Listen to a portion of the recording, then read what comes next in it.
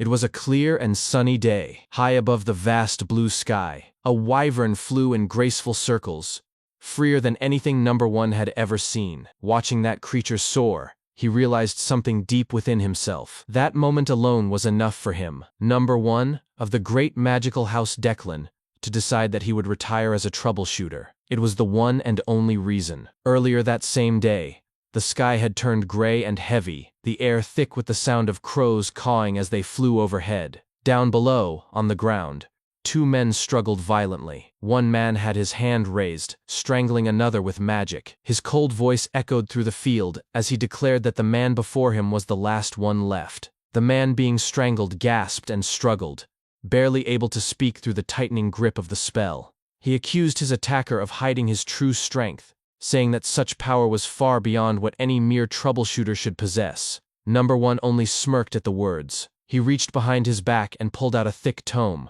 its ancient surface glowing faintly with magic. With calm arrogance, he told the man that he would be the one asking questions. Holding the tome up, he examined it closely, and remarked with curiosity that it appeared to be a magic tome. The strangled man, still choking, confirmed it with difficulty. He said that they had not come all this way just to take down a single hunting dog. No.1's grin widened as he mocked him, saying that if it was House Declan's trash he was dealing with, it made sense that an entire pack would come after him. Then, as his tone turned inquisitive, he asked how the tome was supposed to be used. The man's voice trembled as he replied that he did not know. No.1 stared at the tome again, muttering to himself. If the greedy Declan knew how to use it, he thought, they never would have buried it in that dusty old basement. They didn't even understand its power, yet they had chased him all this way for it. That meant the tome was worth far more than anyone imagined. The dying man tried to negotiate. He told No.1 to hand over the tome, and promised to ask the head of Declan to show mercy,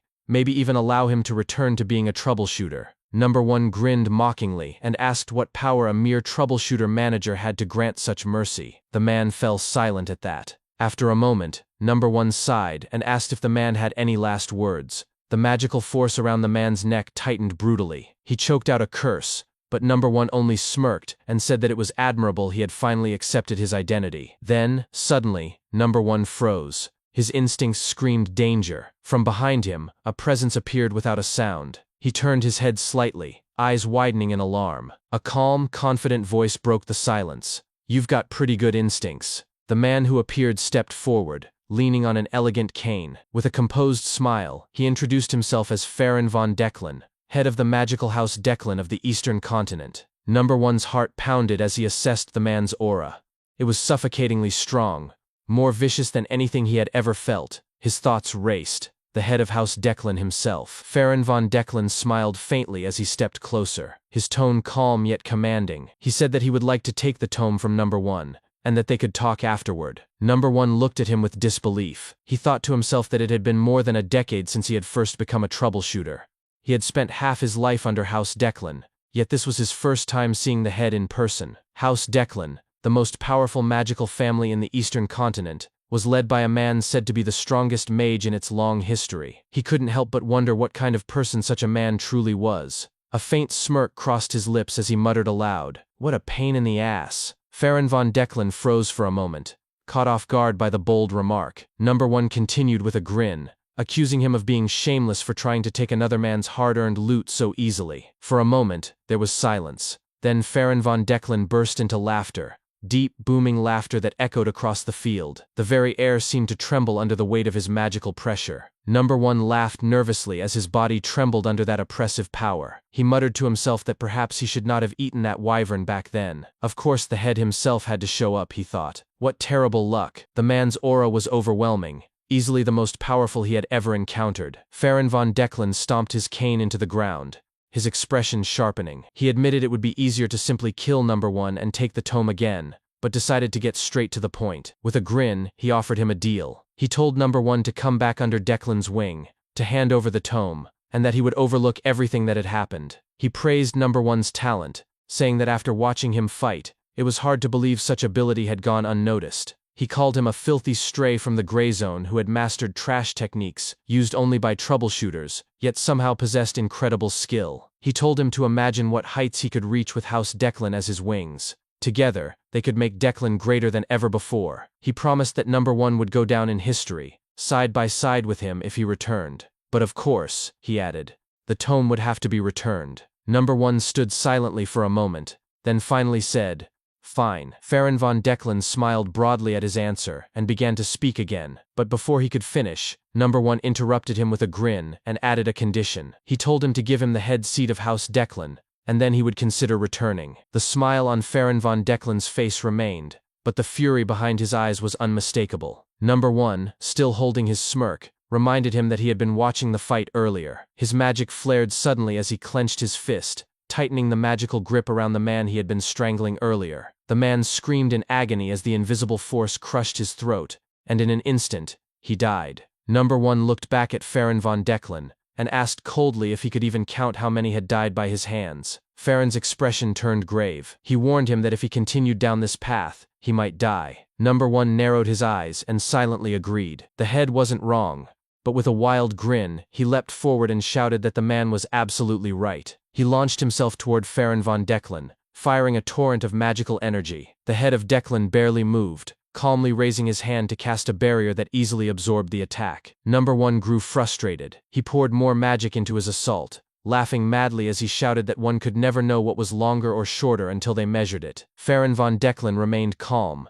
and responded that some things simply didn't need to be measured. He raised his hand again. A glowing magic circle formed beneath his palm, and the ground itself responded. Jagged rocks erupted upward, hurling toward No.1 mid-air with lethal force. Farron's calm eyes never wavered as he increased the intensity of his magic. No.1 gritted his teeth, barely blocking the attack, and cursed under his breath, calling him a crazy bastard. He cancelled his spell, landed roughly on the ground, and moved aside to avoid being completely consumed by the attack. His mind raced. So this is the head of Declan. There's not a single opening in his defense. Farron's voice broke through his thoughts, taunting him for being distracted. No.1 charged forward again, slamming into the barrier with renewed determination. Farron only smiled faintly and reminded him of his earlier words. Didn't he say that one had to measure to know? There were some things, Farron said, that one simply knew without measuring. A massive magic circle flared before Farron as he prepared his next spell. He said calmly that this was just like the gap between the two of them. No.1's eyes widened in horror as the overwhelming magic detonated before him. A thunderous explosion followed, shaking the earth. When the dust settled, Farron stood calmly, his gaze steady. He said he hadn't killed him, only roughed him up. Then he asked if No.1 was finally ready to talk. Bloodied and barely standing, No.1 glared back and asked what would happen if he bowed his head now. What if he agreed to return to Declan's shadow? Farron smirked and said he wouldn't believe him. Blue magic flared around No.1's body. His blood dripped onto the scorched ground as he grinned, preparing another attack. He shouted that there was no reason Farron would ever believe him anyway. Magic circles formed around him, one in front, one behind. Power surged violently as he screamed that he was done eating dog food. He launched a massive bolt of electric magic like a bullet toward Farron von Declan, shouting furiously that he had no desire to go back to being a dog. He roared that just because the leash was shiny and the house was big, didn't mean it wasn't still a kennel. Farron von Declan stood motionless, his barrier absorbing the full brunt of the attack. His voice was cold as he muttered one word: pathetic. Then, suddenly, a gigantic magic circle appeared across the ground, covering the entire field. He looked down upon No.1 and declared that he would show him overwhelming power. No.1's expression turned to terror as he looked up at the sky. A massive bolt of thunder fell from above, striking him where he stood. As his vision dimmed, his thoughts returned to that wyvern flying freely in the sky. That had been the reason he looked up that day, the reason he decided to stop being a troubleshooter. Now, with blood pouring down his face, No.1 slumped against a rock, his vision blurring. Farron von Declan approached slowly and looked down at him with faint amusement. He told him he was impressed, that he had expected him to die but he had held out longer than anticipated. He asked if he now understood the difference in their power. No.1 looked up weakly and said that he was insanely strong. Farron von Declan asked again if he was ready to talk, wondering if he wanted to finish what had been left unsaid. No.1 asked if he was being told to become a troubleshooter again. Farron shook his head. He said he wasn't asking him to be a troubleshooter. He wanted him to become the head of the Bongshin family. No.1's eyes widened in shock. The head of the Bongshin family? He knew what that meant. House Declan, the Eastern Continent's greatest magical clan, was powerful enough to challenge even the throne itself, and now they wanted him to swear loyalty as one of their vassal families. He pulled out the tome from his magical inventory, glaring at it. He accused Farron of making this his true goal all along. Farron smirked down at him and told him he was still underestimating his own worth. He said he wanted both him and the tome. No.1 extended his hand, offering the tome. Farron smiled, satisfied, and reached out to take it. He told No.1 that he had made the right choice. Once the tome was returned, all his crimes would be forgiven. He said that all that remained was the glory of standing with Declan. But before Farron could touch it, purple flames erupted from the tome. His expression shattered in disbelief as the book burned before his eyes. He demanded to know what No.1 was doing. No.1 smirked, his eyes gleaming with defiance. He asked what it looked like. After all, Farron had said he could give it to him, if he didn't mind it being reduced to ashes. Rage filled Farron's voice as he told him that he would never be allowed to die easily. No.1 interrupted him, telling him to shut up and listen. He said he had never done this for money. Being a troubleshooter didn't pay well anyway. The reason he had kept the tome, he explained, was because it was tied to money in another way. He asked if Farron had ever heard of the troubleshooter who was eaten by Declan's young master. Farron's eyes widened. He whispered, "Forbidden magic." No.1 nodded, saying that the young master had devoured his teammates, and that Declan had covered it up. Farron asked if this was about revenge. No.1 laughed and told him no. He said he knew that troubleshooters' lives were cheap, and so had his teammates. He wasn't doing this for vengeance. He simply wanted to make sure they got what they wanted, but that required a great deal of money. He said he had finally made up his mind to retire, and there was no way he was crawling back into the kennel. Farron turned away, his tone flat as he told him to consider that his last words. With a snap of his fingers, a blue flame engulfed No.1. As the fire consumed him, Farron said that it was Declan's prized blue flame, a fire that never died out. He looked back at No.1 one last time, and told him to burn in it, to regret his choice with every fiber of his being. No.1 screamed through the pain, shouting that he would regret nothing. He glared at Farron's back as he walked away, the blue flames tearing through his body. If the only other option was being Declan's dog again, he thought, then he would rather return to the gray zone. And if he couldn't even do that, then dying wasn't such a bad deal. He began laughing uncontrollably, his voice echoing through the burning air. He muttered that he hadn't felt this free in forever. It was a shame he wouldn't escape alive, but at least he had no regrets. If he were ever born again, he swore, he would find freedom and seek revenge properly next time. But then, suddenly, everything stopped. The flames froze mid-motion. The air grew silent. No.1 blinked in confusion, looking around in disbelief. He muttered to himself, asking what was happening. Everything had stopped completely. His eyes fell to the tome floating in front of him. He reached toward it in awe and whispered, "The tome?" As it hovered before him, a bright magic circle formed on his chest, glowing faintly with mysterious light. He stared down at it in alarm, his voice trembling as he demanded to know what was happening. "What the hell is this?" Then, in a sudden flash, No.1's perspective shifted. He found himself kneeling in the corner of a dim alleyway, holding out a small container as he begged on the streets. His expression turned to shock as confusion filled his mind. He muttered under his breath, wondering what was happening. Just moments ago he had been burning to death. He was certain of it. Yet now, everything felt strange. Unreal even. He looked around, taking in the grimy walls, the damp ground, and the faint scent of sewage in the air. The realization slowly crept in as he whispered to himself, asking where he was. Everything looked familiar, painfully familiar. Then it struck him. He remembered this place. The narrow alleys, the shadowed corners. It was the gray zone, the miserable district where he had begged for scraps every day before he became a troubleshooter. He looked down at his own hands and body, noticing how young he appeared. The sight startled him. He questioned if he had truly gone back in time. Later, standing near the sewage drain, he stared at his reflection in the murky water. The face looking back was undoubtedly his own, but younger. Far too young. He noticed the fire-shaped mark still etched into his chest and frowned. Even after this mysterious regression, the strange magic circle had remained. Sitting down on an open field, No.1 tried to piece together what had happened. He muttered to himself that the magic tome must have done something, but could that ancient artifact really perform such a feat? He recalled the head of the Declan family personally seeking it, a man so notoriously lazy that his personal appearance alone meant it held great importance. That fact alone spoke volumes about the tome's power. Yet, despite its significance, little information existed about it.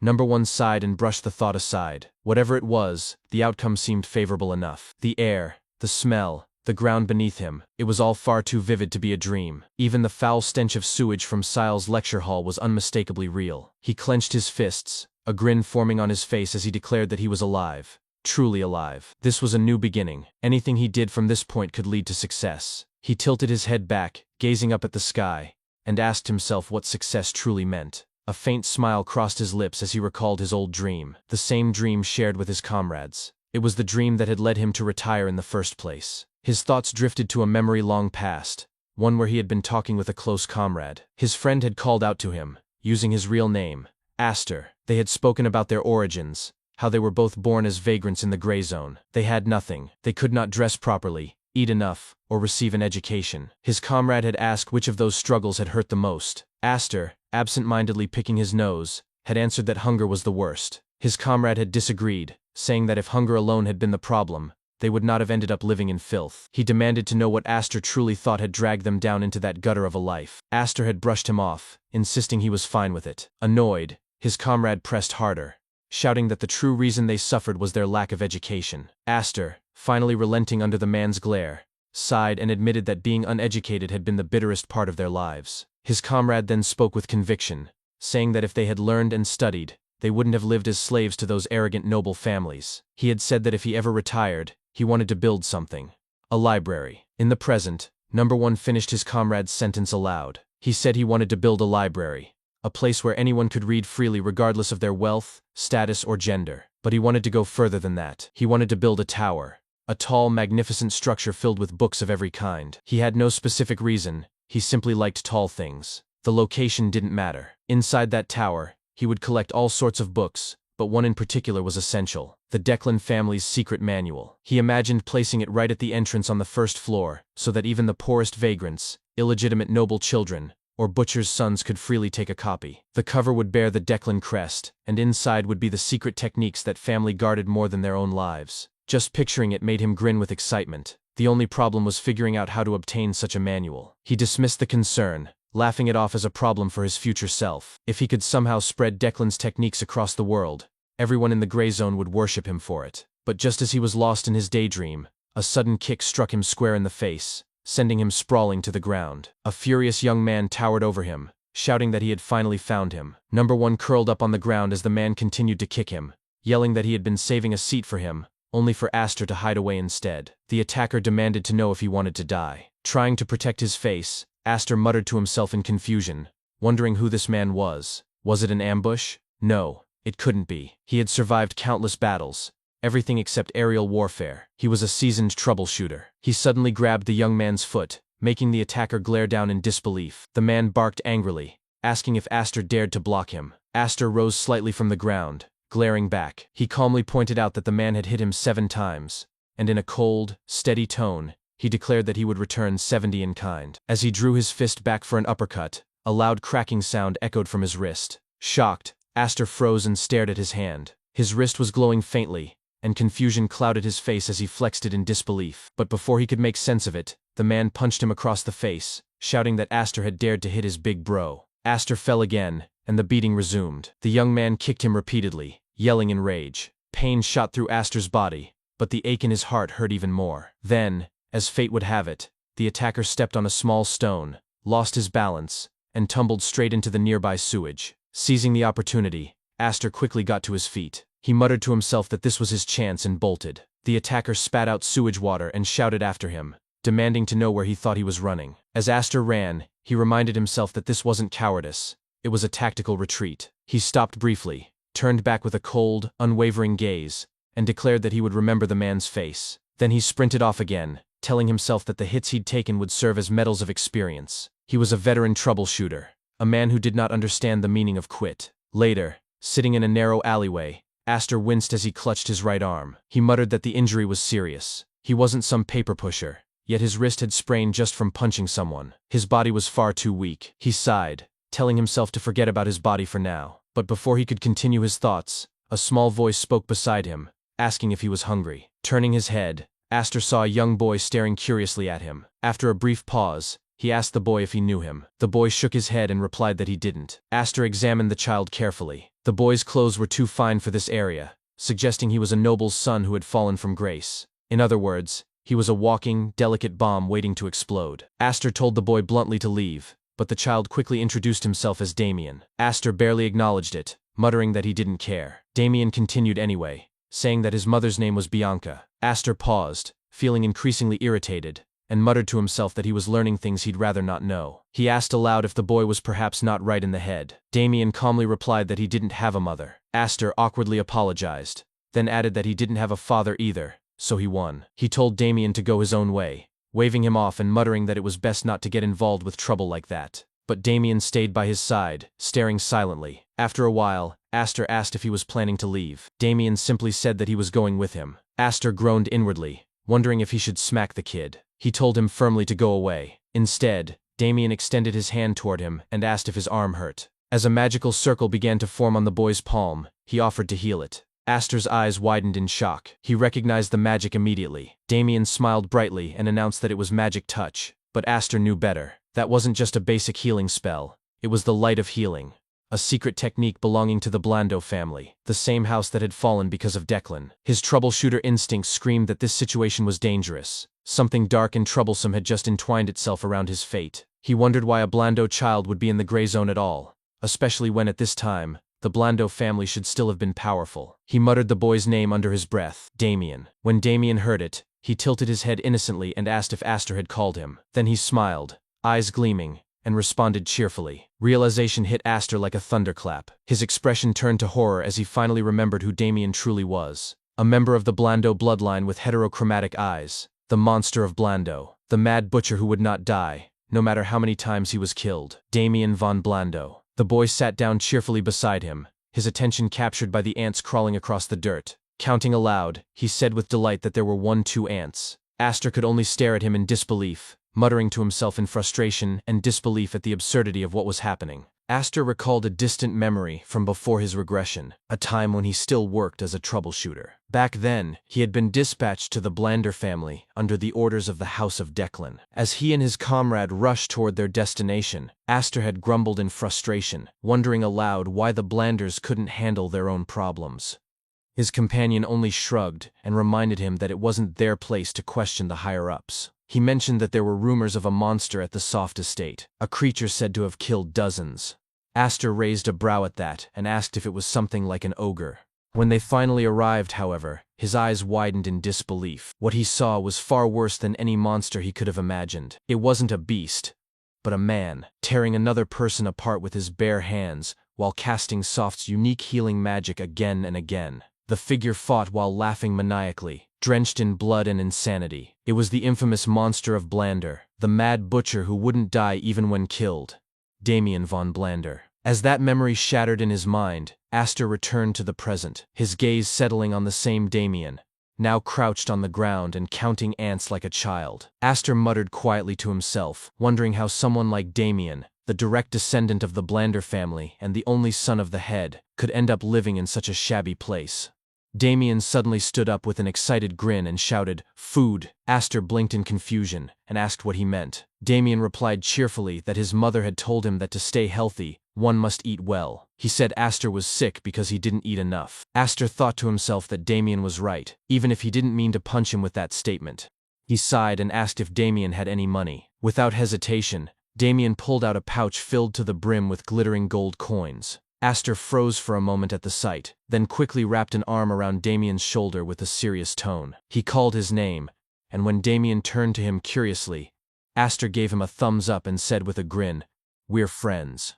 Damien looked puzzled and asked if that was sudden. Aster declared that if he said they were friends, then they were, and that friends should share what they have. Damien stared at him suspiciously for a moment, but before he could say anything else, Aster's stomach growled, and he raised his voice eagerly, drooling at the thought. "Let's go, friend. Time to eat?" Damien laughed brightly and shouted in response, "Friend!" As the two walked off together, they began to chat like old companions. Damien asked what Aster had, and Aster replied with a smirk, saying he had a friend. Damien found the line impressive and said it was cool. Later, after a hearty meal, they checked into an inn. Aster sat on his bed, patting his full stomach, and sighed contentedly, saying that it had been a good meal. After washing up, he felt refreshed. He noticed Damien wandering around the room, looking around with fascination, and asked what he was doing. Damien replied that he didn't know there was a house above the place they had eaten at. It was his first time realizing that people could sleep indoors. He explained that he had always slept outside. Aster nodded, understanding, but before he could say anything, Damien climbed onto the bed on all fours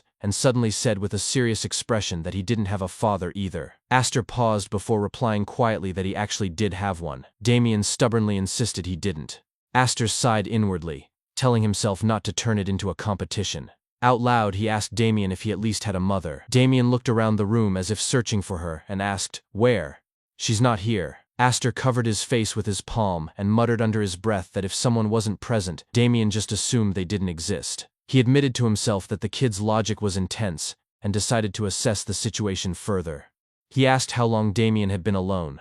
Damien began counting with his fingers before replying that since he ran away from his family, he had slept 10 times. Aster frowned at the word "ran away," wondering if Damien was being chased. He asked if 10 sleeps meant 10 days. Damien replied that he napped a lot, twice a day in fact, and that by 10 sleeps he meant 10 total naps. Aster sighed and concluded that it had been around 3 or 4 days. Damien lay down on the bed and said that he hadn't napped since arriving here because the ground outside had been too uncomfortable. Aster stared blankly for a moment before turning his head toward the nearby pillow. Without hesitation, he buried his face into it, thinking that a madman truly was different from the start. Still, he reasoned that while the boy remained stuck in the gray zone, acting as his caretaker might not be such a bad idea.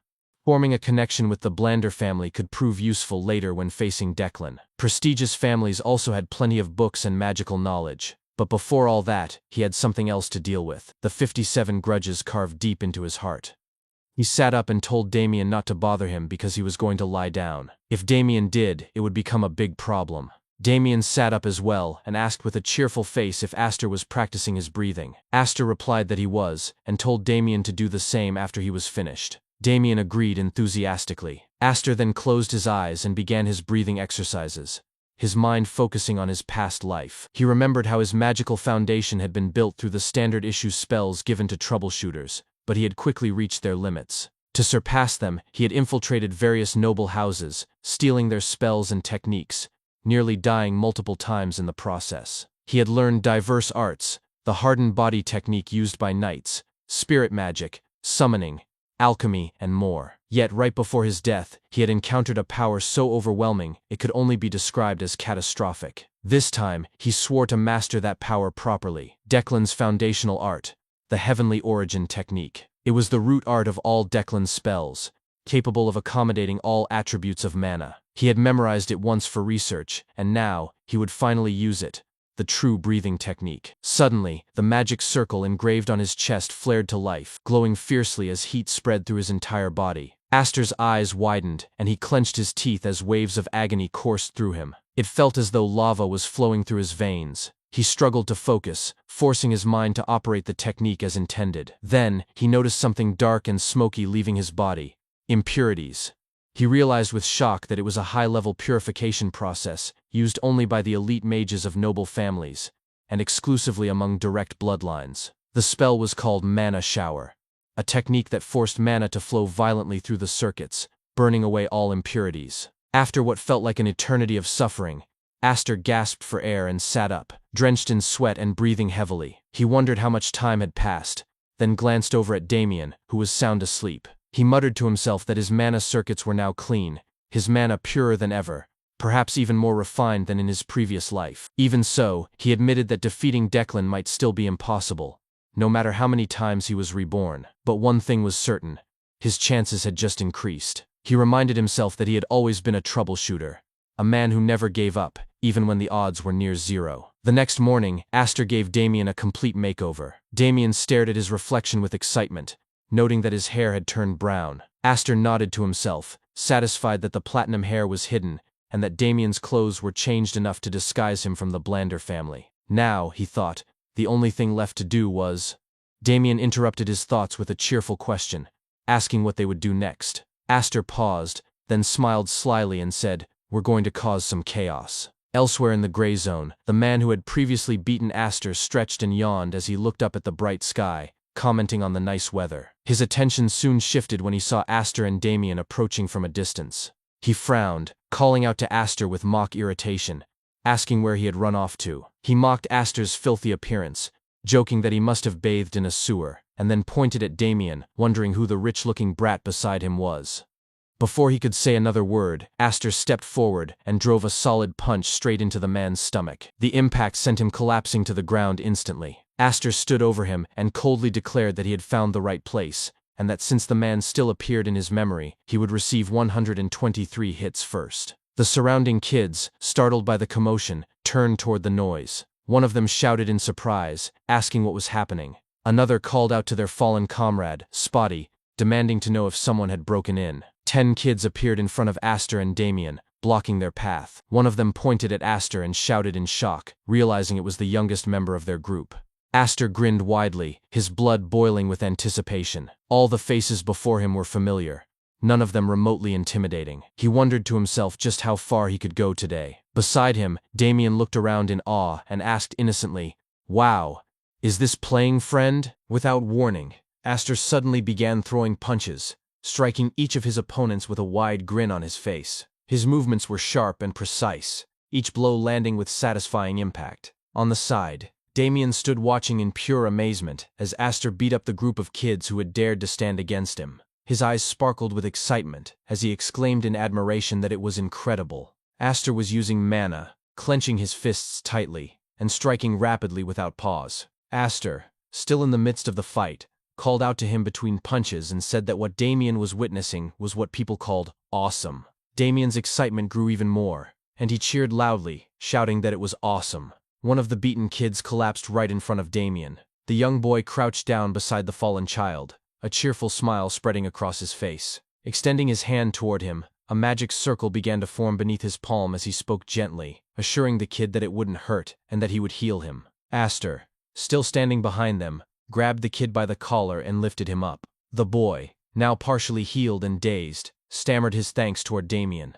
Leaning close from behind, Aster grinned and asked the boy in a low tone how many times he had been hit. As the hours passed and the sun began to set, the beating continued relentlessly. Several of the kids lay sprawled on the ground, completely exhausted and bruised. Aster, now shirtless and drenched in sweat, stood in front of them, breathing heavily from exertion. He gave a sharp smack to the rear of the kid he had first fought, asking mockingly how many times he had been hit. The boy clutched his aching backside and stammered nervously that he had forgotten. Aster called out for Damien, addressing him as friend. Damien turned toward him joyfully, asking if it was finally his turn. Humming cheerfully, he began to chant, "Heal hands play, heal hands play," as he prepared his magic. The kid on the ground turned pale, muttering in horror for them to stop, but Aster only grinned wider, cracking his knuckles as he crouched closer. He told the kid to listen carefully and said that they were the box-shoulder generation, asking if he understood. Meanwhile, Damien happily continued humming the same cheerful tune while casting his healing spell, repeating, "Heal hands play, heal hands play." The kid screamed internally, trembling as he thought desperately for them to stop, calling them devils. He couldn't bear it anymore and shouted inwardly that he could only count up to 2 digits. By the time night fell, the beating had finally stopped. Aster had the battered kids line up in front of him, and with a calm but commanding tone, he thanked them for their effort that day. All the kids instantly straightened up and shouted in unison, their voices trembling, "The thank you for today." Aster nodded with satisfaction and smiled proudly, saying that their energy was well placed and that he felt proud. Damien stood beside him, happily clapping his hands and adding that everything was done and that they should play again sometime. Aster thought to himself that he was proud as well. After all, he had managed to deliver over 100 hits per person, totaling more than 1,000 in all. It had been a new challenge, even for a seasoned troubleshooter like him, who had experienced nearly every form of combat except mountain battles and aerial warfare. The boy who had originally beaten Aster up stepped forward, his voice trembling with respect as he asked softly if they could go now. He said he thought they had had enough. Aster nodded casually and told him that they could leave. However, the boy hesitated before explaining awkwardly that this was actually his house. Aster turned to him with a feigned look of surprise and asked mockingly if the boy wanted them to leave. His expression then darkened into a glare as he said that would be quite difficult, wouldn't it? The kid panicked, waving his hands frantically as he shouted that wasn't what he meant and that they would just back off instead. As the beaten kids hurried away, Aster watched them leave and thought to himself that what he saw in their eyes wasn't resentment, it was something far more complicated. He found the feeling oddly difficult to describe. Suddenly, his train of thought was cut off. His expression sharpened as he sensed something approaching. He turned slightly, his eyes narrowing as he muttered that someone was coming, and fast. The presence was quiet, but distinct. It was unique, familiar even. like that of a trained troubleshooter. He turned his gaze toward Damien, concluding that it was probably a pursuer. He had been careful not to draw attention, so he wondered how they had managed to find him. The thought of the Blander family sending someone to retrieve Damien crossed his mind, and he clicked his tongue in frustration, thinking that he couldn't believe they had located him first. Lifting his right hand slightly, he began to gather mana into his palm. His body still hadn't recovered enough for proper spellcasting or direct combat, and he acknowledged that his current mana reserves were low. But then he reminded himself that scarcity of mana was nothing new to him. Even back when he was a troubleshooter, he had often faced situations like this, unfavorable, exhausting, yet never impossible. Crackling energy began to form in his right hand, light flickering between his fingers. He focused intensely, compressing the mana over and over until it was dense and unstable. A small magic circle appeared at the tip of his finger. Looking at it, he murmured that this much was enough. He then sat down, extended his arm, and aimed his hand forward like a gun toward the direction of the approaching presence. He steadied his breathing and whispered that this would be his only chance. Moments later, the figure appeared, rushing toward him at incredible speed. Just as Aster prepared to fire, the person suddenly dropped to his knees mid-run, sliding across the ground until he came to a halt right in front of them. Aster froze, eyes wide in confusion, as the man shouted at the top of his lungs, "Goodness, young master!" Damien's entire body jolted in shock as he recognized the voice. His eyes widened, and he shouted the man's name in disbelief. Alfredo?" Alfredo stopped his slide and knelt directly before Damien, grabbing his arms tightly. Tears welled up in the old butler's eyes as he cried out that he didn't know how long he had been searching for him. He asked where Damien had been and what he had been doing, his voice trembling as he shouted that this poor butler hadn't slept a wink from worry over the young master. Damien struggled to push him away, exclaiming for him to let go, but Alfredo refused, hugging Damien even tighter as he declared that he wouldn't release him until he returned to the family. He cried that Damien might as well kill him instead, for he couldn't bear to let the young master stay away any longer. Aster watched from behind with a look of clear disgust, grimacing at the overly dramatic reunion. After a while, Alfredo lifted Damien and carried him in his arms like a piece of luggage. Damien pouted and struggled, clearly unhappy with being carried. The butler, however, turned to Aster with a polite bow and said that he must apologize for making such a fuss in front of a guest. He introduced himself formally as Alfredo, the butler of the Blander family. Aster nodded and introduced himself in return, saying his name was Aster. Alfredo smiled warmly and remarked that it seemed the young master was very fond of Aster. He then suggested that if Aster didn't mind, he should come with them to the Blander estate. The proposal made Aster tense. He thought carefully about it. The Blander family was known for their noble pride and their strict avoidance of anything or anyone they deemed unclean or beneath them. He couldn't quite discern their true intentions behind the offer. But then, a sly grin crept across his face as he concluded that it didn't matter. He had planned to form a connection with the Blander family anyway, and their territory lay on the path leading to the city where Zenian Academy, the best academy in the East, was located. Its library was said to be unparalleled, and since he intended to build the greatest library himself one day, stopping by to take a look wouldn't be a bad idea. Aster bowed slightly and agreed, thanking Alfredo for the opportunity. Alfredo nodded in satisfaction and said that he would fetch the carriage immediately. Carrying Damien like a sack of flour, he walked away, promising that he would return shortly. Aster watched him go, and thought to himself that, although he had strayed a little from his original goal of establishing the library, this turn of events was still a good thing.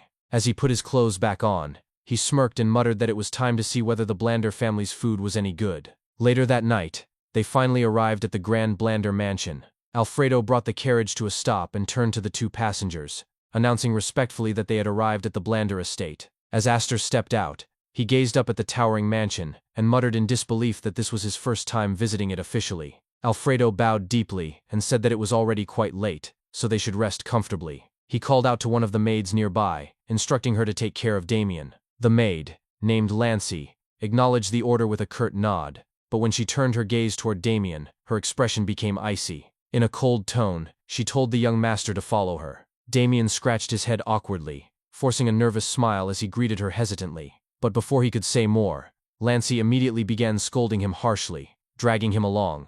Damien screamed in panic, apologizing profusely and begging for mercy as his voice echoed through the hall. Aster simply watched the scene unfold, speechless at the bizarre dynamic. Meanwhile, Alfredo made his way down a dimly lit corridor, illuminated only by moonlight. He stopped in front of a large door at the end of the hall and knocked gently. A calm female voice from inside instructed him to enter. As Alfredo stepped in, a woman seated behind a grand desk immediately asked, "Damien?" Bowing, Alfredo reported that the young master had been found in the 7th gray zone, and that he had just brought him back. The room fell silent for a brief moment before an explosion of magic erupted right in front of him. Alfredo stood firm, unfazed, as the woman slammed her hand on the desk and shouted in anger. A blast of magic struck the floor beside him, the ground cracking from the impact. She demanded to know if Damien was all right, and if anything had happened to him. Her voice trembled with fury as she pointed her hand at him, a glowing magic circle forming at her fingertips. She shouted that if even a single hair on her son's head had been harmed, she would not forgive it. Alfredo remained calm, and lowered his head respectfully, asking Lady Bianca to please calm down and listen first. After his detailed explanation, Lady Bianca exhaled slowly and returned to her seat. She muttered that it was a relief. Alfredo nodded in agreement, saying that indeed, it was fortunate. Inwardly, however, he thought to himself that it was a relief not only for Lady Bianca but also for whoever might have harmed the young master. The fury of a mother once known as the Blood Witch was something no one could hope to stop. He reflected that it was a good thing that this much was all she had unleashed. Lady Bianca smiled faintly and told him that he had worked hard. Alfredo bowed again, saying there was no need for thanks, it was simply his duty. Then his expression turned serious as he mentioned there was one unusual matter to report. Lady Bianca raised an eyebrow, intrigued, and asked what he meant. Alfredo began to explain that it concerned the friend Damien had made. When she repeated the name Aster and asked what about him, Alfredo replied gravely that the boy had noticed his presence before he had even revealed himself. He explained that when they finally came face to face, Aster already had a mana bullet charged and ready in his hand. Lady Bianca leaned back in surprise, remarking that it was certainly an astonishing talent for a child from the gray zone to possess such ability. Alfredo agreed, and then, with a careful tone, asked if he might make a request. The following morning, Alfredo went to see Aster. Without any delay or hesitation, he went straight to the point and made his offer. He asked Aster to become the family's successor. Aster's eyes widened in shock at the unexpected proposal. Alfredo spread his arms and smiled proudly to himself, convinced that the boy would surely accept. After all, he thought, it was a once-in-a-lifetime opportunity, a chance for a stray from the gray zone to gain a high position, wealth, and even honor under a prestigious household's name. But before he could continue his inner triumph, Aster responded flatly, saying one word, no. Alfredo froze on the spot, his confident smile fading. His eyes went wide in disbelief as he stammered, asking if he had heard that correctly. He blinked rapidly, completely thrown off, and repeated in confusion, boy? Am I hearing this right? Aster suddenly muttered under his breath, damn it. Hearing him, Damien popped out from behind and asked curiously what that phrase meant. Without hesitation, Aster grabbed Damien and covered his mouth with his hand, then turned toward Alfredo with a polite but firm expression. He thanked the butler sincerely for the offer, saying that being considered as the successor to the butler master was an honor. However, he added that he preferred things the way they were now, and repeated his appreciation once more. Alfredo was visibly surprised by the rejection. He began to ask why Aster would turn down such an opportunity, but stopped mid-sentence as realization struck him. He muttered to himself that it all made sense. Aster had been born a vagrant with nothing, and had learned magic purely through natural talent. Meanwhile, Damien was still struggling in Aster's grip, muffled by the hand pressed against his mouth. He tried to speak through it, insisting that he hadn't said damn it, but that Aster had. Alfredo continued his internal thoughts, observing that Aster's self-assured attitude likely stemmed from his unusual background. He reflected that he understood the feeling himself, as he too had once been born into an ordinary family and had run wild without understanding his own limits.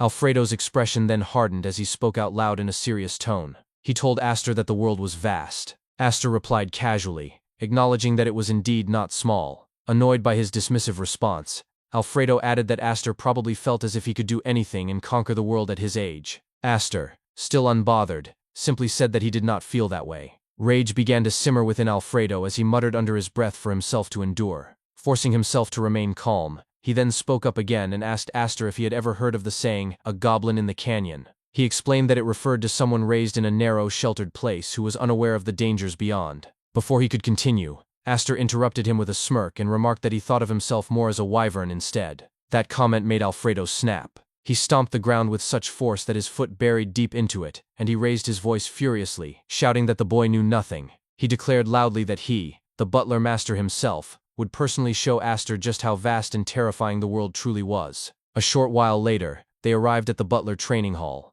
As Alfredo opened the large wooden doors, the trainees inside immediately stopped their drills and turned their heads toward him. In unison, they stood straight, saluted, and shouted their greetings.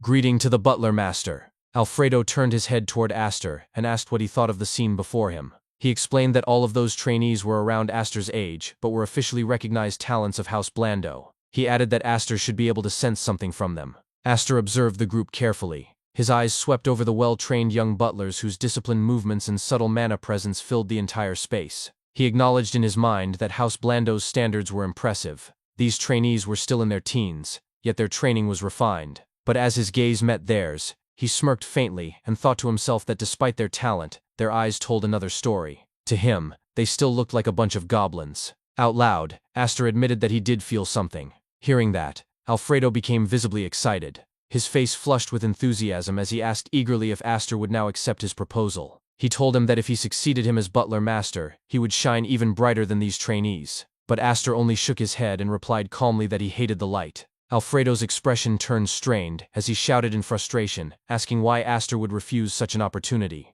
Before Alfredo could continue, one of the trainees raised his hand and called out for permission to speak. Alfredo turned toward him and identified him as Winston, asking if he had something to say. Winston smirked and remarked that if Aster had truly felt anything, he wouldn't have turned down such an offer. He suggested that perhaps Aster hadn't yet experienced what true magic was, and, with Alfredo's permission, he wanted to give him a taste of it himself. Alfredo narrowed his eyes and muttered quietly that the trainee was arrogant, but his idea wasn't bad. He then turned back to Aster and proposed a duel, asking what he thought about facing that young man. Aster looked around the hall at the trainees who were whispering among themselves. He thought to himself that he already knew how they viewed him. Nothing more than a lucky vagrant who had rolled in from nowhere and caught the butler master's attention. They saw him as a thorn in their side. He then turned back to Alfredo and asked if he could choose his own opponent. Alfredo, curious, told him to go ahead. Aster pointed at Winston, then at another trainee, and then another, until he had chosen 5 in total. After making his selections, he said that he would take on all 5 of them at once. The hall fell into stunned silence. The trainees stared at him in disbelief, while Aster looked back at them with a mocking grin and asked if they were scared. He added coldly that if they were, they might as well go die. Alfredo was momentarily shocked by the audacity of his declaration, but then a wide grin spread across his face. He burst into laughter, delighted by Aster's spirit. In his thoughts, he praised the boy, thinking that this was exactly the kind of fire and pride a successor should possess. Alfredo then raised his voice and asked Aster if he could take responsibility for those words, warning that what he said could be taken as an insult to House Blando. Aster smirked confidently and replied that he would take responsibility.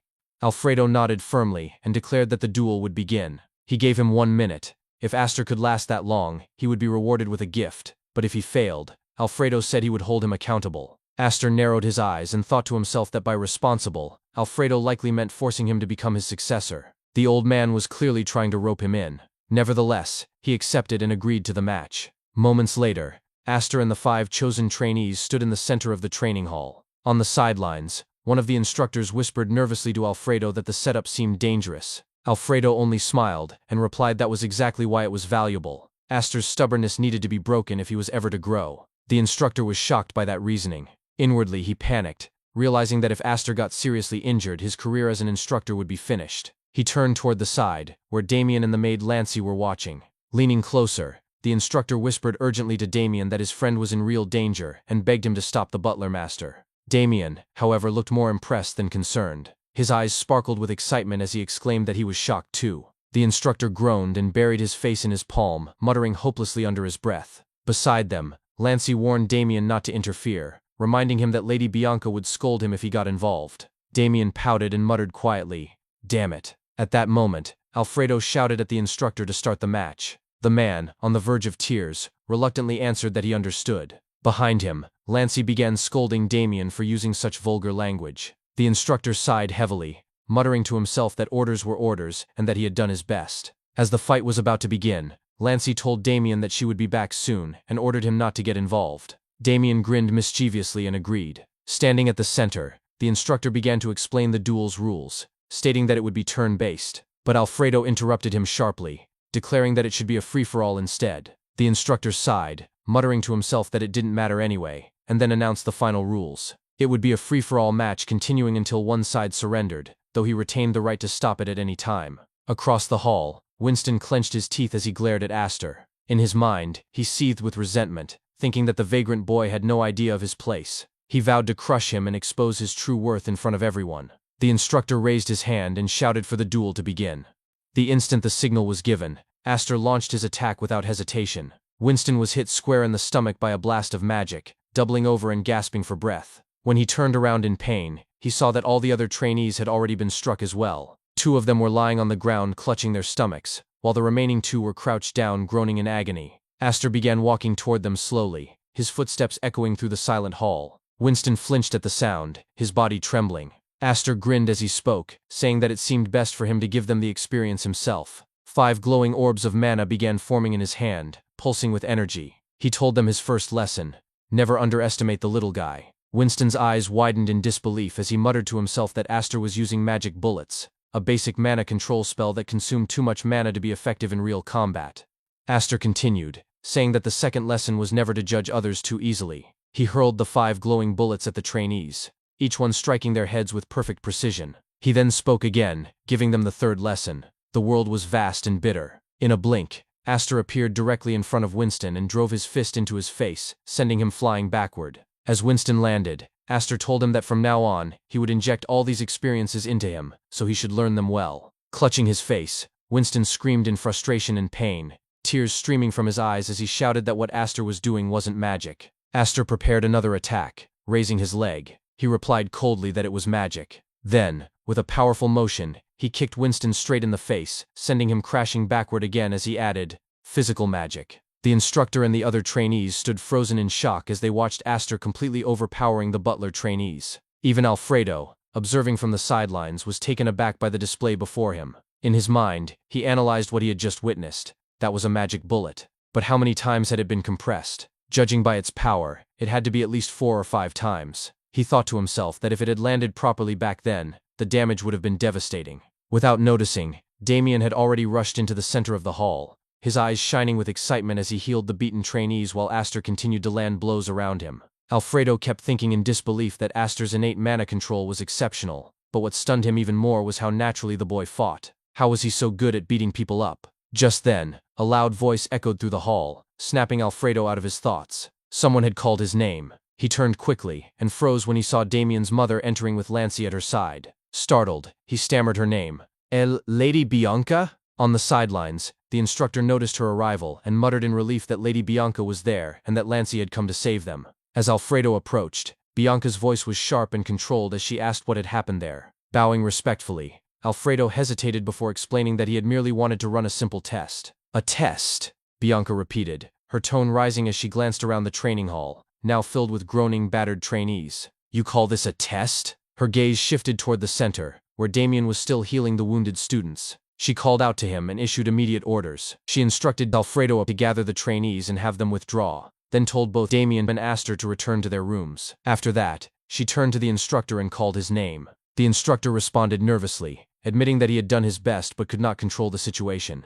Before he could finish his sentence, Bianca interrupted him curtly and told him he was fired. Later that evening, Bianca sat across from Alfredo in her study. Her tone was calm, but edged with disapproval as she addressed him. She said that she understood his intentions but made it clear that this time he had gone too far. Lowering his head in remorse, Alfredo apologized sincerely, admitting that he had lost his temper and was prepared to accept any punishment she deemed fit. Bianca placed her teacup down and inquired about what had happened during the sparring match. She asked if Damien had helped Aster. Alfredo shook his head and said that Damien had not intervened. After a brief pause, he added in amazement that Aster had been incredibly skilled at hitting people. Realizing his own words sounded strange, he cleared his throat and apologized before elaborating that Aster had used the same magic bullet technique as before during the sparring session, but this time, it had been compressed 4 or 5 times more, greatly amplifying its power. Bianca processed this information carefully. That meant, she said, that Aster possessed remarkable mana control. She murmured thoughtfully to herself that although she had not witnessed it, the scene must have been quite a spectacle. Defeating 5 trained butlers single-handedly was no small feat,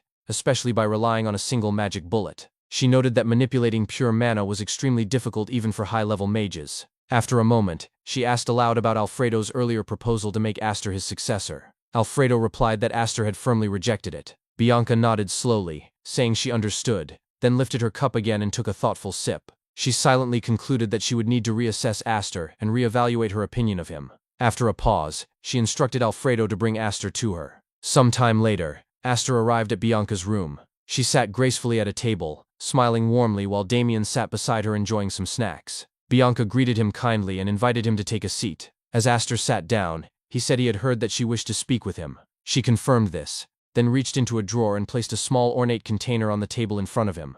Astor looked at it curiously and asked what it was. Bianca explained that she had heard Alfredo promised him a gift. Astor muttered quietly to himself, recalling the butler's earlier words. If you can hold out for just 1 minute, I'll give you a gift. He had not expected the promise to be fulfilled so soon, much less personally prepared by Lady Bianca. Bianca smiled and encouraged him to open it. Astor carefully lifted the lid and a soft golden glow spilled out from within. His eyes widened as he realized what it was, a high-grade magical item. He thought to himself that even in House Blandor, only recruits who reached the top 5 divisions of the Mage Corps received such a reward. His expression shifted subtly as he pondered her intentions. In his experience, genuine goodwill usually ended with a meal. When gifts were involved, there was often another motive hidden behind them. Even if it was meant as a wager reward, a mid-grade gift would have been understandable, but a high-grade one, that suggested something more. Bianca, noticing his hesitation, reassured him with a gentle tone. She told him he could accept it without any worry. The gift was also meant as an apology for the events earlier that day and a token of gratitude for helping Damien in the gray zone. Still cautious, Astor asked if accepting it meant he would have to join House Blandor. Bianca smiled faintly and said no. He then asked if there was poison in it, to which she replied with a sigh that there was not. Finally, he questioned if there were truly no conditions attached, and Bianca firmly confirmed that there were none at all. Satisfied, Astor closed the container and thanked her politely. Bianca responded that it was nothing. Astor grinned, his eyes gleaming with delight as he thought that this was an unexpected gain. After a pause, Bianca said there was something else she wanted to propose to him. Inwardly, Astor smirked and thought to himself that he knew there was more. Bianca then told him she would arrange for his admission into the academy, and asked if he would attend together with Damien. Surprised, Astor repeated the word academy. Bianca explained that Damien had originally been meant to enroll the previous year, but he had strongly opposed it, which led to it being postponed. She had not expected him to run away this year either. That was why she was asking Astor to accompany him. Damien liked him and might agree to attend if Astor went along. Damien nodded eagerly beside her, exclaiming that he would be fine with it if his friend went too. Astor considered it carefully. From Bianca's perspective, it was clearly important. She feared that if she forced Damien to enroll, he might run away again, and there was no clear way to change his mind. For Astor, though, the offer had its advantages. Attending the academy was a good opportunity. In a world driven by bloodlines and influence, education was a valuable credential that could open doors. Still, part of him hesitated. It felt as though he might be putting himself on a leash. After some thought, he lowered his head slightly and said that he would think about it for now. Bianca accepted his answer and told him to let her know once he made his decision. Then, with a curious tone, she asked why he had rejected Alfredo's proposal to become his successor. Astor glanced briefly toward the back of the room and noticed movement behind the door. Smirking, he replied casually that his knees were precious. Bianca blinked, confused by his response, and asked what he meant. Outside the door, Alfredo, who had been secretly eavesdropping, froze in disbelief. His eyes widened as he muttered under his breath, "Boy?" Later, as the first light of dawn began to rise, Astor sat cross-legged in meditation, having stayed awake through the night to absorb the energy of a high-grade item. His breathing was steady, his focus unbroken. As the mana circulated through him, he felt the immense flow of power and thought to himself that this was indeed something belonging to the realm of a top-grade product. Even with only 10% absorption, his mana had already increased significantly. Perhaps, he mused, it was due to his physique having changed into that of a flameborn. Opening his eyes, Astor raised his hands before him. Threads of magic gathered and shimmered around his palms. He observed quietly, realizing that normally, the absorption of spirit power resulted in loss and impurity, but this time, there was none of that. He noted to himself that the result was even more effective than he had anticipated. Turning his gaze toward the window, he murmured softly, "Anyway, the academy, huh?" His mind drifted. He had thought about it before, and he knew that his decision was already made. If he enrolled in the academy, finding a sponsor would become far easier, and the advantages were considerable. Yet still, something about it felt uncertain. "It feels like I might be walking right into a trap," he whispered to himself before stretching his arms. After a pause, he said quietly, "Maybe I should go for a run around the place." Rising from his seat, Astor opened the door to step outside. Just as he closed it behind him, a voice came from beside the entrance. "Are you the guy?" called Astor. He turned toward the sound and found a young man leaning casually against the wall. Astor narrowed his eyes, studying him carefully. The man had platinum blonde hair, an unmistakable trait of a particular bloodline. Astor thought silently that since the direct line only included Damien, this person must be a collateral relative. He sighed inwardly, wondering why that family always seemed to bring trouble. Without hesitation, he replied bluntly, "Nope." The man stammered in surprise. What? No? he exclaimed, staring in disbelief. He squinted as he examined Aster more closely. Dingy gray hair, that faintly irritating look in your eyes, everything matches you perfectly. Aster frowned and thought to himself, look at this guy. Pointing toward his own hair, he said aloud with mock innocence, hair color can change a lot depending on the light. Then, putting on an exaggerated expression, he added, and these eyes, how could anyone call them irritating? The man studied him more intently for several moments. Then, with a thoughtful hum, he turned away. They look kind actually. Sorry for the misunderstanding, I'll be on my way, he said, walking off with an air of satisfaction. Before Aster could react, Alfredo suddenly appeared, hurrying toward him. Dropping to his knees, the old butler shouted, young man? No, Aster! I came to clear up my misunderstanding. His voice carried through the hall as he continued frantically. I couldn't tell you last night, so I lost sleep over it. Even if you become a butler, you don't need to wear out your knees that much. It was all a misunderstanding. Aster froze where he stood. His expression turned to stone as he slowly looked down at Alfredo, then turned his head toward the platinum-haired man. The man's eyes widened in shock as Alfredo's words echoed in the corridor. Aster clenched his lips tightly and muttered, damn it. The blond man's eyes lit up with triumph as he shouted, that look in your eyes, I was right. Eyes as unpleasant as dead goblin eyes aren't common. Aster scoffed and admitted curtly, yeah, you got me. Look at this, the man shouted angrily, pointing at him. Lying to me and still acting all brazen? He stopped abruptly when he noticed Alfredo glaring coldly in his direction. The man hesitated, then turned away sharply. I'll let you off for now, he muttered, but come to the mage hall later. I'll fix that attitude of yours. Sure, whatever you say, Aster replied flatly. As the man walked away, Alfredo glanced toward Aster and asked with concern, is something wrong? Aster smiled faintly and answered, nothing serious. Watching the man disappear around the corner, he sighed, thinking that he had not been in the best mood anyway. The timing, he mused, was perfect. He thought quietly, I'll see you later. Then, turning to Alfredo, he said, head butler, could I meet with the madam right now? Later, Aster arrived at Lady Bianca's chamber. The woman sat at her desk, busy writing on a stack of papers. Without looking up, she greeted him calmly. Welcome, Aster. To request a meeting so early in the morning. Don't tell me you've already made up your mind. Yes, madam, Aster replied. I'll enroll in the academy. Lady Bianca paused her writing and looked up in surprise. After a moment, she smiled faintly and said, I'm surprised you decided so quickly. Good, we should prepare as soon as possible. In the meantime, please make yourself comfortable. Aster bowed slightly. Thank you for your consideration. After he left the room, a short while later, Alfredo peeked through the doorway and stepped inside. Madam, the boy, he began. He accepted. Thankfully, Lady Bianca answered before he could finish. Alfredo's eyes lit up with excitement. As expected, that's our boy, he shouted. His passion, the flames in his eyes, I knew it. He pointed dramatically forward and continued. The first semester will be fine, we'll cover it. But what about the next semester? For a vagrant from the gray zone, that tuition will be hard to get. He'll get anxious. Why? Because he'll want to learn more. And then, a helping hand will appear. The sponsorship of Alfredo. Lady Bianca sighed. Alfredo, you're too loud. My apologies, madam, I got carried away, he said quickly. Since it's nearly mealtime, I'll head to the kitchen. As soon as he left, Lady Bianca set down her pen and leaned back in her chair, releasing a deep sigh. In her thoughts, she understood why Alfredo was so elated. After having his offers rejected so many times, he finally had a chance. Still, she admitted silently that this academy proposal was a rather careless plan.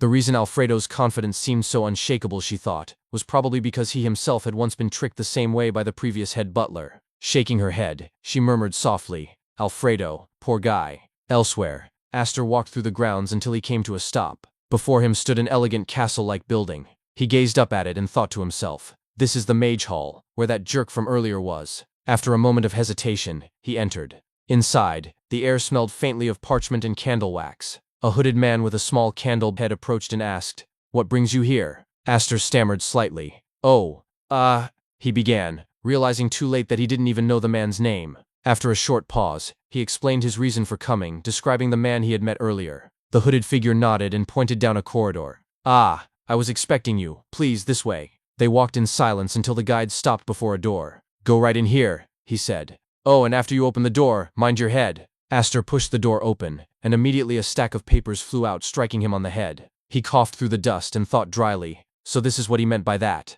A calm voice then called out from inside the room. Are you Aster? A man dressed in white stepped forward, holding a candle in his hand. He smiled warmly and introduced himself. Nice to meet you. I'm Wenji von Blando. You came to see my little brother. Aster froze. What? Brother?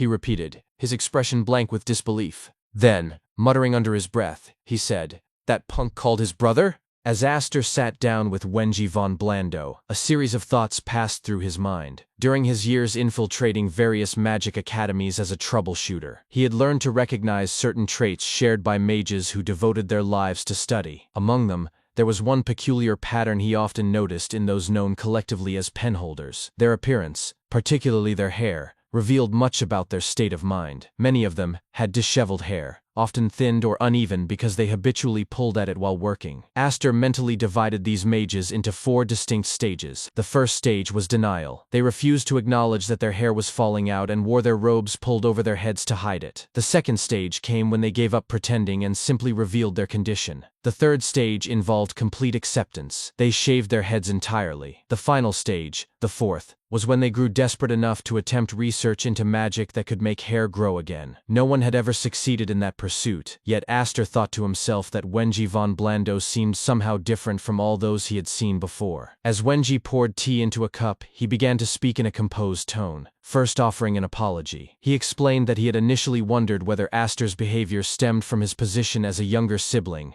and he admitted that he had assumed no guest of the young master would commit a rude mistake. Aster, quietly observing him, was impressed. He thought to himself that Wenji was remarkable, composed, polite, and strikingly young for someone of his apparent standing. Aster asked if Wenji worked at a magic academy, to which Wenji replied that he indeed did and was currently serving as the vice dean. He politely invited Aster to drink his tea. As Aster took a sip, he reflected that it was unusual for someone so young to hold such a high position. A prestigious family like the Blandos would not have placed a relative in that role simply because of bloodline, so Wenji must have possessed the ability to earn it. Wenji then remarked that Aster was quite an unusual person, different from the typical wayward sons of noble families. Aster laughed awkwardly, acknowledging the comment, but inwardly he found the situation frustrating. It would have been easier if Wenji had been openly hostile. Instead, he greeted Aster with a kind smile, which made him far more difficult to read. Aster decided that, personality-wise, they were incompatible. Changing the topic, Wenji mentioned that he had heard Aster had been recommended to enter Xenion Academy and congratulated him. Aster responded modestly, confirming it was true. Wenji continued, saying that Xenion Academy would provide him with countless opportunities to learn. He revealed that he himself was a graduate of Xenion, having been part of the 145th class. Aster paused, realizing that Wenji was attempting to create an academic bond from nowhere. Wenji quickly scratched his head and laughed, apologizing for getting carried away. He suggested that they move to the main point of their meeting. When Aster echoed the words main point, Wenji set down his cup, and his tone shifted. He explained that before they proceeded, he wished to confirm something. He asked Aster if he would be willing to risk his life for a friend. The sudden question caught Aster off guard. Wenji then pulled a book from his magic pocket, explaining that the matter concerned the fate of the Blando family. He stated that if Aster was truly willing to risk his life, he would give him the book. Aster's eyes widened in shock as Wenji placed the book on the table in front of him. He recognized it immediately. It was the Blando family's core secret technique, the Light of Healing Grimoire. Meanwhile, outside in the Blando family's garden, Lady Bianca was tending to her flowers. After trimming a few blossoms, she paused, exhaled deeply, and gazed up at the sky. She reflected that Damien's admission to the academy, which had caused considerable trouble, had finally been resolved. It was one less worry on her mind. She thought of Aster, considering him a truly good friend, talented, confident,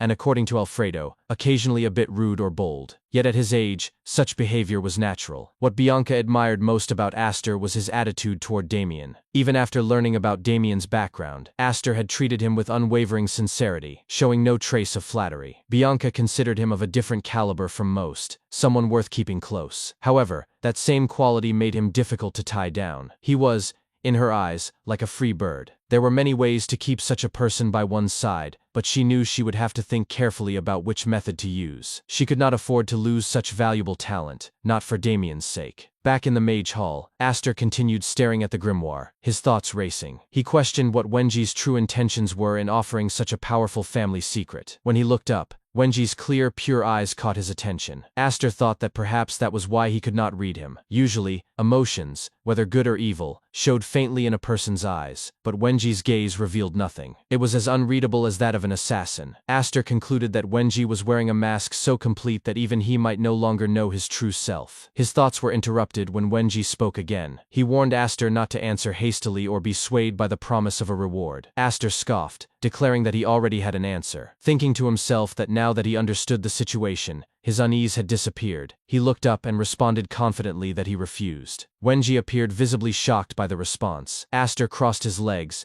and thought that there was no need for either of them to feel uneasy. They were both standing in the same muddy waters. Speaking aloud, he told Wenji that if he had a request, he should simply state it. If Aster found it reasonable, he would do it. If not, he would decline. Wenji's expression changed. His calm demeanor hardened into something far more menacing. He warned that merely hearing the request could endanger Aster's life, and if Aster refused afterward, he might have to kill him. Aster glared back with equal intensity, his tone defiant as he told Wenji to go ahead and kill him, adding that one only dies once, not twice. Then, half to himself, he muttered that in his case, he might actually die twice. Suddenly, the papers in the room began to rise, fluttering violently as magic energy surged around Wenji. The objects nearby shook, yet Aster remained perfectly calm. After several tense moments, Wenji's fierce expression broke into a grin. He scoffed and admitted defeat, declaring that Aster had passed his test. Wenji explained that he would now speak openly. He confessed that he needed someone trustworthy but could not rely on anyone within the Blando family. Aster thought to himself that he had almost lost control, and struck first, realizing just how intense the moment had been. Wenji continued, admitting that he had not expected much from the encounter. He explained that most gray zone vagabonds were alike, and he had assumed the young master's judgment of character might not yet be refined. However, he reasoned that since the doting madam, who loved the young master deeply, had chosen to keep Aster by Damien's side, there had to be something special about him. Just as Wenji was about to elaborate, Aster cut him off, pointing out that it seemed like the younger brother and the guest had picked a fight. Wenji, clearly irritated, told Aster to either speak casually or formally and choose one. Aster agreed, saying they would do that from now on. Wenji cleared his throat and explained that the argument with his younger brother had provided the perfect excuse to meet Aster. It was natural to call in the person his brother had quarreled with for a private conversation. Aster thought to himself that Wenji's reasoning sounded plausible, though he found it strange that a vice head of a magic academy would need such a pretext. Wenji, noticing Aster's expression, confirmed that his suspicion was correct. He admitted that it had been difficult for him to approach Aster directly. He also clarified that it was not an internal power struggle. The Blando family remained united. Then his tone darkened as he revealed that he was under surveillance by the Declan family. Aster narrowed his eyes and repeated the name, asking why. Wenji said that since Aster had claimed not to fear death, he would be frank, though he assured him he had no intention of killing him. He explained that he was currently researching the heaven source art of the Declan family and believed that they had discovered his efforts. Aster's eyes widened again, shocked by what he was hearing. Wenji continued, asking if Aster knew about the heaven source art, explaining that it was a secret technique that only those of Declan blood could learn. He revealed that he had obtained it by chance. Aster raised his hand to interrupt, asking how someone who should have died long ago could still be alive. He reasoned that if Wenji had researched it from the Blando side, he must also have studied ways to counter it. Wenji commended his sharpness, agreeing that the Declan family was dangerously reckless. He explained that if his research had focused solely on creating a countermeasure, they would have already killed him, even in his position as vice head. He admitted that his initial goal had been to study a countermeasure, but during his research, something unexpected had become visible to him. The very root of all Declan's secret techniques, the foundation of the heaven source art itself. He had even discovered a way to refine it into an art more perfect than the original. As he spoke, Wenji's expression twisted, and he clutched his chest with trembling hands. His voice wavered as he confessed that he could not stop himself from pursuing it further. He looked at Aster with a wild gleam in his eyes and asked if Aster could understand his feelings. Aster stared at him, realization dawning in his mind. This man, he thought, was not merely eccentric or ambitious, he was utterly insane. Aster remained silent, still processing everything he had heard. Inwardly, he thought that Wenji was far from being an ordinary lunatic. The man seemed genuinely obsessed with his research, even if it meant bringing chaos to his own family. Then, as Aster pieced things together, a realization struck him. The timing lined up perfectly. In his previous life, when the Declan family had annihilated the Blando family, the incident had revolved entirely around Wenji's research on the heaven source art, the creation of the so-called new heaven source art. Farine, that ruthless man, had staked the very fate of the Declan family on destroying the Blando family because of it. From the very beginning, Farine had seen potential in Wenji's work. It also explained why he had been so absurdly powerful. Aster's thoughts were interrupted when Wenji suddenly called his name, asking if he perhaps regretted getting involved. Wenji mentioned that the research did require a bit of scale. Aster dismissed the comment and asked directly why Wenji had sought him out. Wenji explained that he had not reported his research on the heaven source art to his family. He suspected that someone within the Blando family had planted a spy to monitor him, but he had been unable to find out who it was. Aster suggested that if the secret research had been leaked, there must be someone he suspected, perhaps a secretary. Wenji shook his head and said that it was unlikely. The problem, he explained, was more related to the acquisition route of the Heaven's source art itself. Aster then deduced that if the route of acquisition had been traced, the Declan family must have deliberately leaked the security formula to bait him out. Wenji gave a small laugh and admitted that Aster was exactly right. He said that the moment he realized his tail had been stepped on, he released part of the formula as a countermeasure. He confessed that he did not want to die either. Aster responded coldly that it might be easier for Wenji to simply die with the Declan family since they would probably welcome him. Wenji only smiled faintly and said that he had his own personal reasons for not doing so. Then, lifting his left hand, Wenji explained his real request. Since Aster was not directly tied to any noble family, he wanted him to handle a matter in secret. At his gesture, papers from the back of the room flew toward his hand. He told Aster that the research was part of a joint project, but his portion had been progressing poorly. He promised to reward Aster properly if he delivered a particular thesis to Professor Faroon at Zenian Academy. If Aster did that, Wenji said he would give him the light of healing technique. Aster paused, then grinned slightly to himself. He thought this might be the perfect opportunity. Leaning forward, he accepted the offer but added his own terms. He said that he would take the light of healing technique at his own risk, but he also wanted the completed version of the New Heaven's source art later. That, he explained, was the only way they could truly become comrades sailing on the same ship. Inwardly, Aster decided to double down on his gamble. Wenji looked at him silently for a moment, then remarked that Aster was quite shameless. Aster only smirked and told him to simply say yes or no, since if Wenji refused, he would not take the deal at all. After a short silence, Wenji placed his hand on his forehead and sighed. He said he would agree. The New Heaven's source art, as he called it, was still incomplete, and the name itself did not matter. He pointed out that since Aster had never learned the original Heaven's source art, the new one would be useless to him for now. Still, he promised to give him the completed version later. However, Wenji added a condition of his own.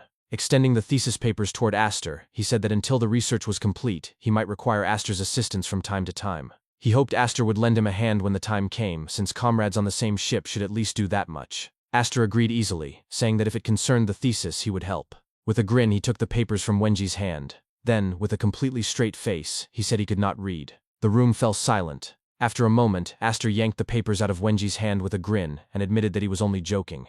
Wenji's expression darkened as he muttered that Aster was not only shameless but also not funny. As Aster tucked the thesis papers into his pocket, he asked whether Professor Faroon could be trusted. Wenji explained that from their academy days up to Faroon's appointment as an assistant professor, the two had competed fiercely for first and second place. Unfortunately, Wenji said, their rivalry had ended when he returned to serve the Blando family. Aster's expression turned thoughtful. He could almost hear Wenji thinking to himself that he had been the superior one. The thought made Aster sigh internally. Professor Faroon, he mused, might just be another lunatic like Wenji. The world truly was coming to an end if there was more than one mad genius at Zenian Academy. Later that night, in his room, Aster emptied a pouch upside down onto his desk. A pile of books and a sealed letter spilled out. He frowned, wondering aloud why Wenji had stuffed so much into a subspace pouch just to avoid detection. Then he noticed the letter and opened it. It began with, "To my dear friend Aster." Aster's expression flattened immediately. "Dear," he muttered sarcastically to himself. The letter continued, stating that Wenji had selected essential grimoires for Aster to master in the future. It included a suggested learning order and encouraged him to study diligently to cultivate intellect befitting his stature. It was signed, "Your friend, Wenji von Blando." Aster glanced at the stack of grimoires and admitted that it was quite an impressive gift. He organized them neatly on the table and sat down, studying them in silence. The way Wenji had arranged a step-by-step curriculum from basic to advanced magic showed that he truly was a genius, though still a lunatic. A small smile tugged at Aster's lips as he murmured that it was perfect. He then pulled out a sheet of paper and began writing. List of book sponsors, Wenji von Blando. As he examined the books, he estimated there were about 132 volumes in total, not counting the Light of Healing Grimoire and the New Heaven's source art thesis. He planned to discuss placing the Light of Healing Grimoire in the Magic Tower with Damien later. That, he decided, could count as a friend privilege. Those 132 books, he thought, were not just a random collection. They formed a single cohesive category. If properly arranged, they could serve as the foundation for anyone wishing to study magic. He realized that the tower would no longer simply be a storage for books, it would become something far greater. It would be a place of learning, a sanctuary for knowledge seekers. That, he decided, would be the true identity of the tower. Meanwhile, at the magic hall, Wenji stood by the window, gazing at the night sky. He reflected on the day's events and thought that his encounter with Aster had been an unexpected harvest. He admitted to himself that if Aster had turned out to be only moderately useful, he would have simply sent him to deliver the thesis and discarded him afterward. But Aster was different. He was interesting. A grin spread across Wenji's face as he recalled their conversation.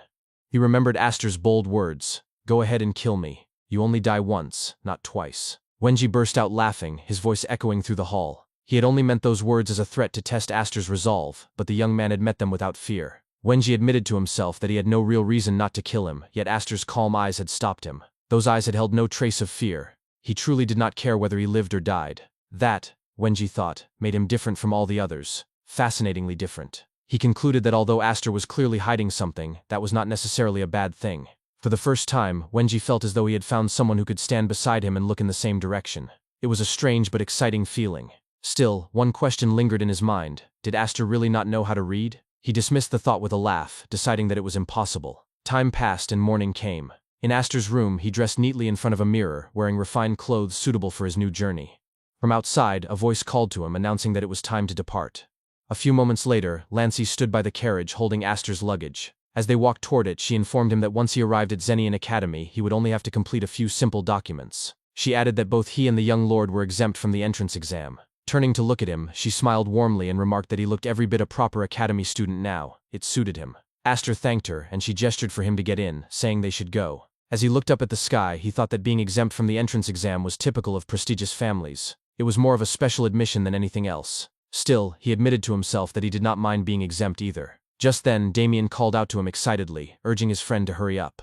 As Aster and Damien approached the carriage, Lady Bianca, who had been standing nearby, spoke gently. She told Damien to take care of himself before turning to Aster. With a kind smile, she said that it was a great opportunity and sincerely hoped he would achieve the results he desired. Aster returned her smile and thanked her before stepping into the carriage. As it began to move, he leaned back in his seat, his eyes glinting with determination. The results he wanted, he thought, were already clear in his mind. Zenian Academy, the greatest academy on the eastern continent, awaited him. Countless sponsors and opportunities would be there, and he intended to seize every single one of them. A grin crossed his face as he thought to himself. Just wait, suckers. Classmates. I'm coming. As the carriage journeyed on, Aster rested a hand on the book in his lap, his mind occupied with its contents. He reflected on Wenji's undeniable brilliance as a magus, contemplating how the basic principles of magic were simple, yet their interpretations were endless. He considered the element of water as an example. To some, it represented the water of life, while to others, it was the water of disaster, like a flood. This fundamental difference in perspective, he realized, was why even noble families sharing the same core principles had developed their arts in uniquely different directions. Having now read through all the magic tomes from the subspace, he could clearly perceive the connection between Wenji's curriculum and the Declan family's Heaven's source art. His introspection was severed by Damien's exuberant shout, pointing out that they had arrived at Zenian Academy. Aster leaned to peer out the window, quietly observing the famed institution for the first time. From her seat, Lancy informed them that the carriage could go no further. She explained that, in accordance with the teachings of the first dean, the great sage, every student was required to walk the remaining distance to the entrance ceremony, a rule that applied to all regardless of status. She then bid them farewell, expressing her hope that they would have a good ceremony and receive fine teachings. After they disembarked and the carriage departed, Damien waved enthusiastically before suddenly grabbing Aster's arm. He insisted they hurry, explaining that Lancy had warned them that being late for the entrance ceremony could mean there would be no seats left. As Damien pulled him along, Aster felt a surge of internal surprise. He thought the idea was ridiculous, as an entrance ceremony was not some local theater operating on a first-come, first-served basis. He quickly deduced that Lancy had fabricated this story as a tactical groundwork to prevent Damien from dawdling. He resolved to let it slide this once, acknowledging her blunt but not shameless nature, and firmly telling himself that his compliance was absolutely not because he found this arrangement more convenient. Upon their arrival at the ceremony hall, Damien was overflowing with joy and excitement at the sight of the massive crowd. He looked around with wide-eyed wonder, a bit of drool at the corner of his mouth, and voiced his belief that Lancy had been right about the seating. Aster sighed beside him, fixing his hair and muttering a correction to himself. He then pulled a slip of paper from his pocket and read their assigned seating aloud. Damien, his body trembling with a nervous energy, pleaded that they just sit in some nearby empty seats, repeating his fear that they would be left with none. Aster told him to wait, inwardly exasperated that the boy who had been so reluctant to attend the academy was now behaving with such fervent excitement. The situation escalated when Damien, not looking where he was going, bumped into a large student and fell to the ground. The large young man stared down and demanded to know what his problem was. Aster immediately moved to help Damien to his feet, asking if he was all right. Damien laughed it off, claiming he was not hurt. As they attempted to walk away, Damien waved and called out an apology for his clumsiness. They were halted by the student's sharp command. He pointed to the edge of his sleeve and demanded to know what had been smeared on it. Aster looked and identified the substance as drool, internally noting the student's appearance marked him as a scion of a noble family. He watched, anticipating Damien's likely response. True to form, Damien immediately seized the student's hand and began wiping the drool off with his own fingers and mouth, apologizing profusely and exclaiming that he was making it shinier. Aster observed the noble's face contort with visible boiling rage and concluded that a physical confrontation was now inevitable. The prediction proved correct as the student suddenly lunged forward, throwing a punch at Damien while yelling a derogatory insult. However, Aster intercepted the blow, blocking the punch and addressing the aggressor as a fellow student. He suggested that the young man was making a mistake and proposed they end the conflict there. The enraged student shoved Aster's hand away and demanded to know his identity. As Aster began to answer, Damien interjected loudly, identifying Aster as his friend. Aster confirmed this with a flat tone. The noble sneered that it was rare to find someone willing to take a beating for a friend, but coldly promised that Aster would regret his choice that day. Aster sighed inwardly, resigning himself to the fact that peaceful coexistence with his peers from the first day was apparently too much to hope for. Out loud, he asked if the student was truly refusing to resolve the matter verbally. By now, the commotion had drawn the attention of surrounding students. They began to chatter, identifying the large aggressor as being from the No.1 bloodline and speculating on the outcome of a fight. One student then raised his voice, chastising the others for their passive observation and ordering them to spread out and create a ring. He pointed out that the gray-haired boy was a mage and commanded others to erect a force field around the impending duel. The students quickly complied, forming a magical barrier, and soon began placing bets with their meal tickets, some cheering for the No.1 scion while others favored the underdog. At the back of the crowd, one student observed the unfolding scene with a quiet grin. In the center of the makeshift arena, the No.1 scion introduced himself as Hickster, the proud second son of his family, and demanded to know Aster's name. Aster responded casually as he loosened his tie, stating that he lacked a distinguished bloodline and could be considered merely a passerby. Hickster scoffed at this, noting his common status but declaring it irrelevant. He proclaimed that, since Aster was a mage, the confined space would be a disadvantage and so he would graciously grant him the first move.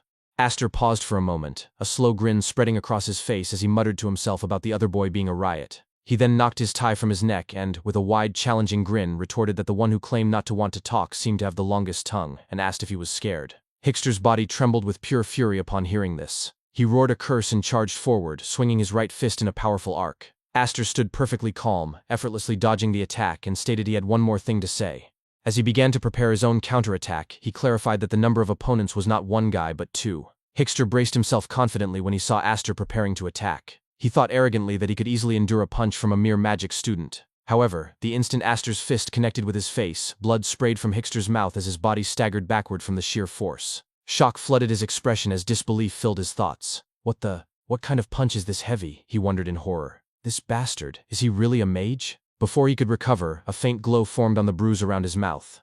A magic circle appeared there, causing him to pause and mutter in confusion. Healing magic? His gaze shifted sideways and caught Damien happily casting healing spells nearby. But why? He whispered to himself, unable to comprehend the situation. The nearby students began murmuring among themselves, impressed by what they were seeing. Wow, I guess a prestigious family really is prestigious, huh? One of them remarked, clearly referring to Hickster's lineage. Aster didn't give Hickster time to think. He lunged forward again, forcing Hickster to block awkwardly with his forearm. You even have the luxury to be distracted, Aster remarked coolly, before launching another relentless series of blows. His fists came at Hickster with blinding speed, leaving him barely able to defend himself. Each punch was heavier than the last, forcing Hickster into a purely defensive stance. Aster grinned in amusement as he struck, taunting, "Whoa, you're pretty tough." Meanwhile, Hickster's thoughts were spinning out of control. One of them pummels me, and the other one heals me. These crazy bastards? My heart's pounding, if only I could just get hit and pass out already. His once confident expression turned grim as doubt seeped into his mind. Am I actually scared? He wondered bitterly. The crowd of students around them began shouting encouragement, their voices echoing across the hall. "Hickster, what are you doing? Don't go easy on him," one yelled. Others joined in, calling out titles he carried with pride. The Holy One of the No.1 family, the Star of the Eastern Continent, a hope of all fistfighters, we believe in you. Another voice shouted, "Aren't you dragging this out too long? Finish it already." Rage filled Hickster's chest. He clenched his teeth, furious that anyone would doubt him. How dare they, he thought, and then roared aloud. How dare, a mere mage? Fueled by anger, he charged forward, fists swinging with renewed fury. Aster watched his movements and smirked slightly. "Ooh, not bad," he said calmly as Hickster unleashed a barrage of blows. "Don't you dare look down on me," Hickster screamed as his fists hammered through the air. One of his strikes connected, forcing Aster to stumble back a few steps. The crowd erupted in cheers at the sight. "Oof! Finally, that's our Hickster?" they shouted. Hickster, breathing heavily, thought to himself. The feeling in my fist definitely tells me it was a direct hit, but why does it feel so light? Aster, who had been knocked off balance, smoothly flipped backward, landing on his hands before regaining his stance. Calmly brushing the dust off his clothes, he muttered, "Ah, dust." His composure stunned the onlookers, and Hickster's eyes widened in disbelief before he snapped again in frustration. Screaming, he charged toward Aster once more. Aster observed his opponent carefully, then glanced toward Damien. Damien keeps using healing magic on that guy, he thought. To end this, I'll have to knock him out in a single blow. He closed his eyes briefly, gathering mana into his palm as a surge of energy began to form. A technique I created with my comrades in my past life, he reflected silently. It draws out energy from the collision of mana particles.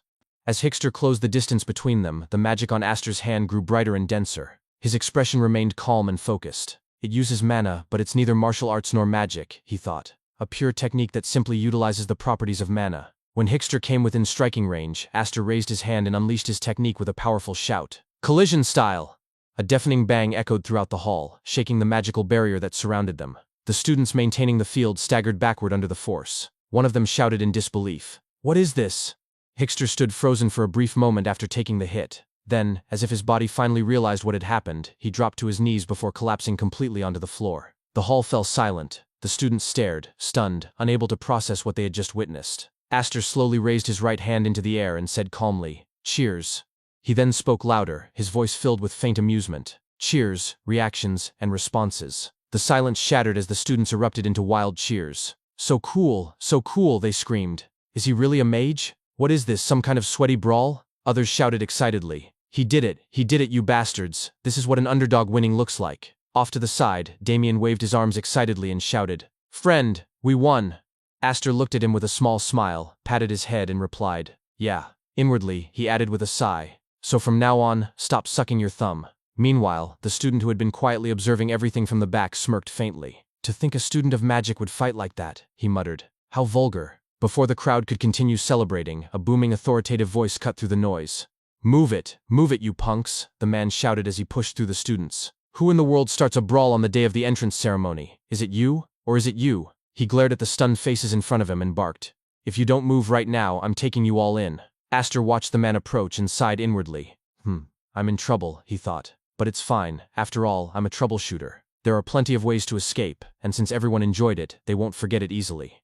Before he could plan his next move, Damien suddenly raised his hand and shouted at the top of his lungs. "It's not them, it's us. It's us, I tell you. Over here, over here." Aster closed his eyes in disbelief as the man turned toward them, grinning darkly. "Oh ho, so, it's you punks?" he barked. Damien proudly puffed out his chest and shouted, "That's right, it's us." Later, the man brought Aster and Damien down to his office. After a short conversation, he called out their names. Both of them immediately responded. The man asked if they had confessed honestly, to which they answered that they had. Hearing this, the man said that he would let the matter slide this time without any penalty, since the other student had not been seriously hurt. He warned, however, that he would be keeping a close eye on them from now on. Aster nodded silently in acknowledgement, while Damien seemed relieved. Not long after, they arrived at the entrance ceremony. Looking around, Aster muttered to himself that he was thankful the ceremony had not started yet. As he and Damien walked down the aisle in search of a seat, whispers began spreading among the other students. Some commented in disbelief that Aster had managed to beat a martial arts student with his body type, while others questioned how a magic major could possibly fight like that. Damien grinned and waved at the crowd, amused by the attention. "Wow, everyone's staring at us," he said cheerfully. Aster muttered under his breath, "Damn, we're practically celebrities. Stop waving already." They soon spotted a few familiar faces. Damien pointed ahead and exclaimed that their friends had saved them seats, expressing his thanks with a wave. "Nice one, guys?" he called out. Aster followed behind with a small nod and replied casually, "Yeah, I guess so." After a while, the old headmaster appeared on stage and began his address. His speech stretched on for quite some time, filled with remarks about continuing the teachings of the first headmaster and the academy's long-standing traditions. Every so often, he paused to clear his throat or repeated transition phrases such as "furthermore" and "however." Aster sat quietly, listening with mild detachment, while Damien had already fallen asleep beside him as drool began to pool on his mouth. Watching this, Aster thought to himself that it was impressive how the old man could continue standing and talking for so long. Glancing at Damien, he sighed and muttered, "Tisk, this guy." Reaching over, he took Damien's hand and used it to wipe his own drool, saying under his breath, "Quit drooling already." Moments later, someone walked briskly to the stage and whispered something into the headmaster's ear. The old man frowned slightly and spoke into the microphone, asking,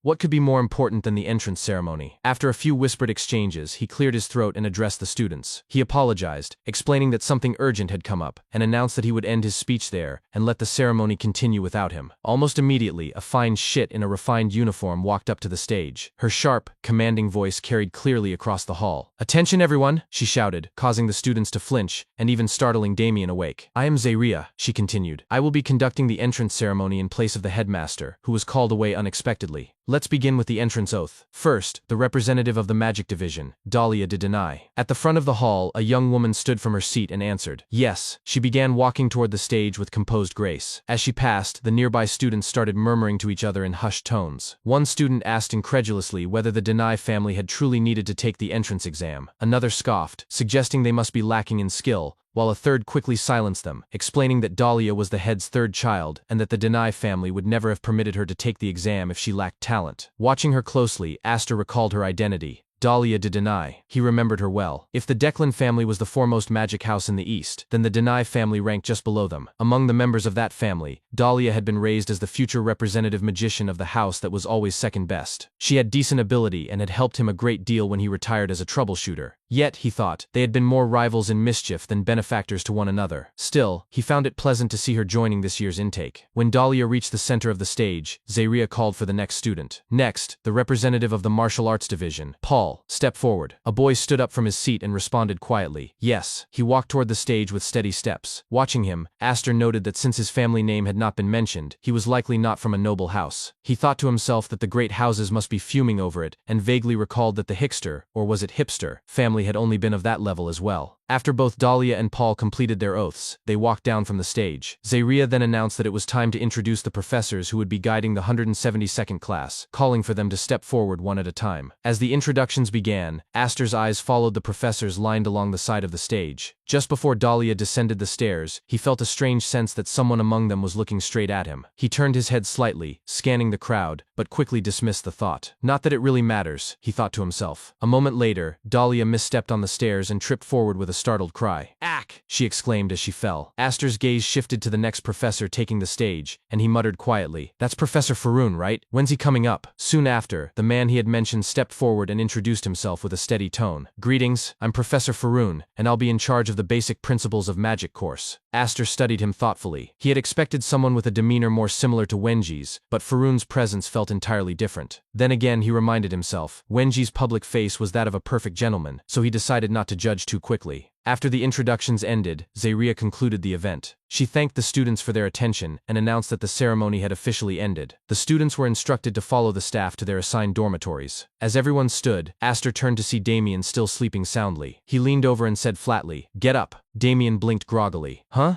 It's over?" Aster replied with a completely straight expression. "No, you got caught sleeping and were expelled. Time to go home." For a moment, Damien froze. His eyes widened, and his entire face twisted in disbelief and terror before he suddenly screamed out loud, his voice echoing through the hall. Later that day, at the dormitory area, Aster sighed deeply as he walked down the corridor. "Didn't think a little teasing would make you scream like that," he muttered to himself. He stopped in front of his door and added quietly, "So this is it." Upon entering, he observed the room's layout and noted that it was located on the top floor. He thought silently that the academy truly was something else. On the bed, a neatly wrapped package had been placed. Aster assumed it contained the standard living supplies and began unpacking it while arranging his belongings. As he worked, he reflected that the academy had issued identical supplies so that every student would begin on equal footing. Still, he mused, even the smallest possessions could reveal a person's background, and in time, everyone would likely replace them with their own things. Suddenly, the door opened behind him. Aster turned his head and thought, "Roommate?" A student entered the room, and Aster immediately recognized him as Paul. The boy's expression, however, was far from friendly. Paul sighed, closing his eyes briefly before speaking in a composed, detached voice. "Let's keep things as quiet as possible," he said. "I don't care what you do. Stay up late if you want, but I'd rather we didn't interfere with each other. Of course, that also includes conversation from this point on. Understood?" Aster fell silent for a moment as he reflected inwardly. He observed Paul and thought to himself, "Look at this guy." Paul then spoke again, asking why Aster was not responding. In his mind, Aster mused that Paul had been the top student of the martial arts department, and wondered just how skilled he truly was. Without warning, Aster lunged forward to test him. In an instant, Paul grabbed his sword, ready to draw it, and shouted, "What do you think you're doing?" Aster, who had halted midway, looked down at his hands and thought, "Oh, impressive." He noted the way Paul held his sword, adjusting its position so that it would not strike anything around him when drawn, and silently acknowledged, "Not bad." Suddenly, Damien's voice rang out from outside the door, urgently calling, "Friend, hurry up and come out." Aster sighed and finally spoke aloud, saying, "What do you mean? I was just about to leave." He then tapped Paul on the shoulder and added, "Let's do it your way. In exchange, let's agree not to say anything even if I sing past midnight. Got it?" As Aster and Damien walked out of the dormitory, Damien asked excitedly, "Friend, who's your roommate?" Aster replied flatly, "I don't know." Damien repeated in disbelief, "You don't know? You don't know who it is?" Inwardly, Aster recalled that his roommate had been sleeping soundly like a log. Damien, undeterred, continued with enthusiasm. Anyway, let's go look around the academy. Lancey said there's a ton to see at the academy. She said we absolutely have to see it on the first day, but she also said I had to go with a friend. Aster understood her intention. Xenion Academy was vast, and she was subtly urging him to learn the layout so he would not get lost. He thought to himself that it was not a bad idea, as there was something he wanted to investigate anyway. Though not as sharp as in his past life, his senses were picking up something unusual. Closing his eyes, Aster focused and began to detect presences atop the surrounding buildings. He identified one of them as Declan's troubleshooters and smirked inwardly, wondering just how many of them were stationed there. Speaking aloud again, he urged, "Let's hurry and go look around." Damien and Aster soon arrived at a lake on campus. Damien was awestruck, exclaiming, "Whoa, it's a lake! A lake! We don't have anything like this at my house?" Feeling weary, Aster reflected that this excursion felt like taking a child around, and he suspected that was precisely why Lancey had paired him with Damien. Still, as someone who always repaid his debts, even in twisted ways, he offered a suggestion. "Then ask them to build you one." When Damien looked puzzled, Aster elaborated with a smirk. "All you have to do is dig a hole and fill it with water." Damien was delighted by the idea and declared, I'll ask them to make one bigger and wider than that one?" At that exact moment, back at the Blando mansion, Lancey, who was washing dishes, suddenly choked. Returning to the academy, Damien asked what a good name for the lake might be. After a brief pause, Aster suggested, "Blood, Sweat, and Tears." Damien enthusiastically approved. "I love it." Simultaneously, Lancey felt an inexplicable chill run down her spine. Damien then pointed to a nearby statue and exclaimed, "Look at that statue over there. It's so cool." Aster, maintaining his playful tone, replied, "Ask them to build one for you too, as Blood, Sweat, and Tears number 2. When Damien agreed with excitement, Aster added, "Let's make it in the shape of a dragon. Their scales are beautiful." Damien once again responded with glee, "Awesome! I love it." Back at the Blando mansion, Lancey shivered again and wondered aloud to herself, What is this? Why am I suddenly getting chills?" After their tour, Aster announced, "All right, we've seen everything. Shall we go now?" Damien readily agreed. "Okay." As they prepared to leave, Aster's attention drifted. He mentally tallied that he had located about 7 troubleshooters, and including those he had not yet identified, their number was likely around 10. Mapping their distribution, he deduced that their central focus was the second magic hall, the building housing Professor Faroon's laboratory. He realized that his suspicion had been correct. Their target was indeed Professor Faroon. Declan must have concluded that Wenji had an accomplice, and was now investigating the professor due to his known connection to Wenji. At that moment, Aster noticed another troubleshooter trailing them from behind. He grinned inwardly, thinking, "I was wondering why they hadn't followed me yet, but they've latched on at just the right time. Shall we find out just how much they know?" Later that night, a hooded and masked troubleshooter moved stealthily, through grass, over poles, across trees and onto rooftops, until he reached a specific room. Inside, another troubleshooter awaited him and greeted, "You're here." The newcomer asked, "Where are the others?" The other man replied that they had gone ahead because an urgent directive had come down from higher command. All operatives were to gather at the target's nest. When the newcomer inquired whether the target was the main or the sub, he was told it was the sub. Significant intelligence had been obtained, and the word was that the objective would be handed over to the sub-target that night at midnight. The troubleshooter processed this and realized that the main target, Wenji, had made a move. The fact that the directive had been issued meant that the sub-target under their surveillance, Professor Faroon, was the one in question. He then voiced his concern. "Wait, then what about the single numbers? You're telling us to break through those monstrous professors? We'd need at least number 1, 2, or 3 to handle them." The other troubleshooter responded that number 1 was not coming, nor were any of the other single numbers. Frustrated, the first troubleshooter clutched his head and cursed, "Ha, fuck." However, the other troubleshooter added, "Callahan, the fire demon, will be joining us." The first troubleshooter's eyes widened in shock. He recognized Callahan as the vice commander of Declan's Mage Corps, known as the Crimson Jade. While that level of power should suffice, he grimly reflected on Callahan's reputation, a cold-hearted operative who would stop at nothing to complete a mission. In other words, they were being ordered to lay down their lives if necessary. The other troubleshooter tried to reassure him, saying that things might not necessarily escalate into a direct fight, as it would be burdensome for any prominent mage's identity to be exposed during a mission. The first troubleshooter conceded, "Oh right, I should think of it that way." With that, they resolved to move out immediately to join the others and increase their chances of survival, however slightly. As they leapt out the window, Aster, who had been perched at the edge of a nearby building observing and listening to their entire exchange, murmured to himself,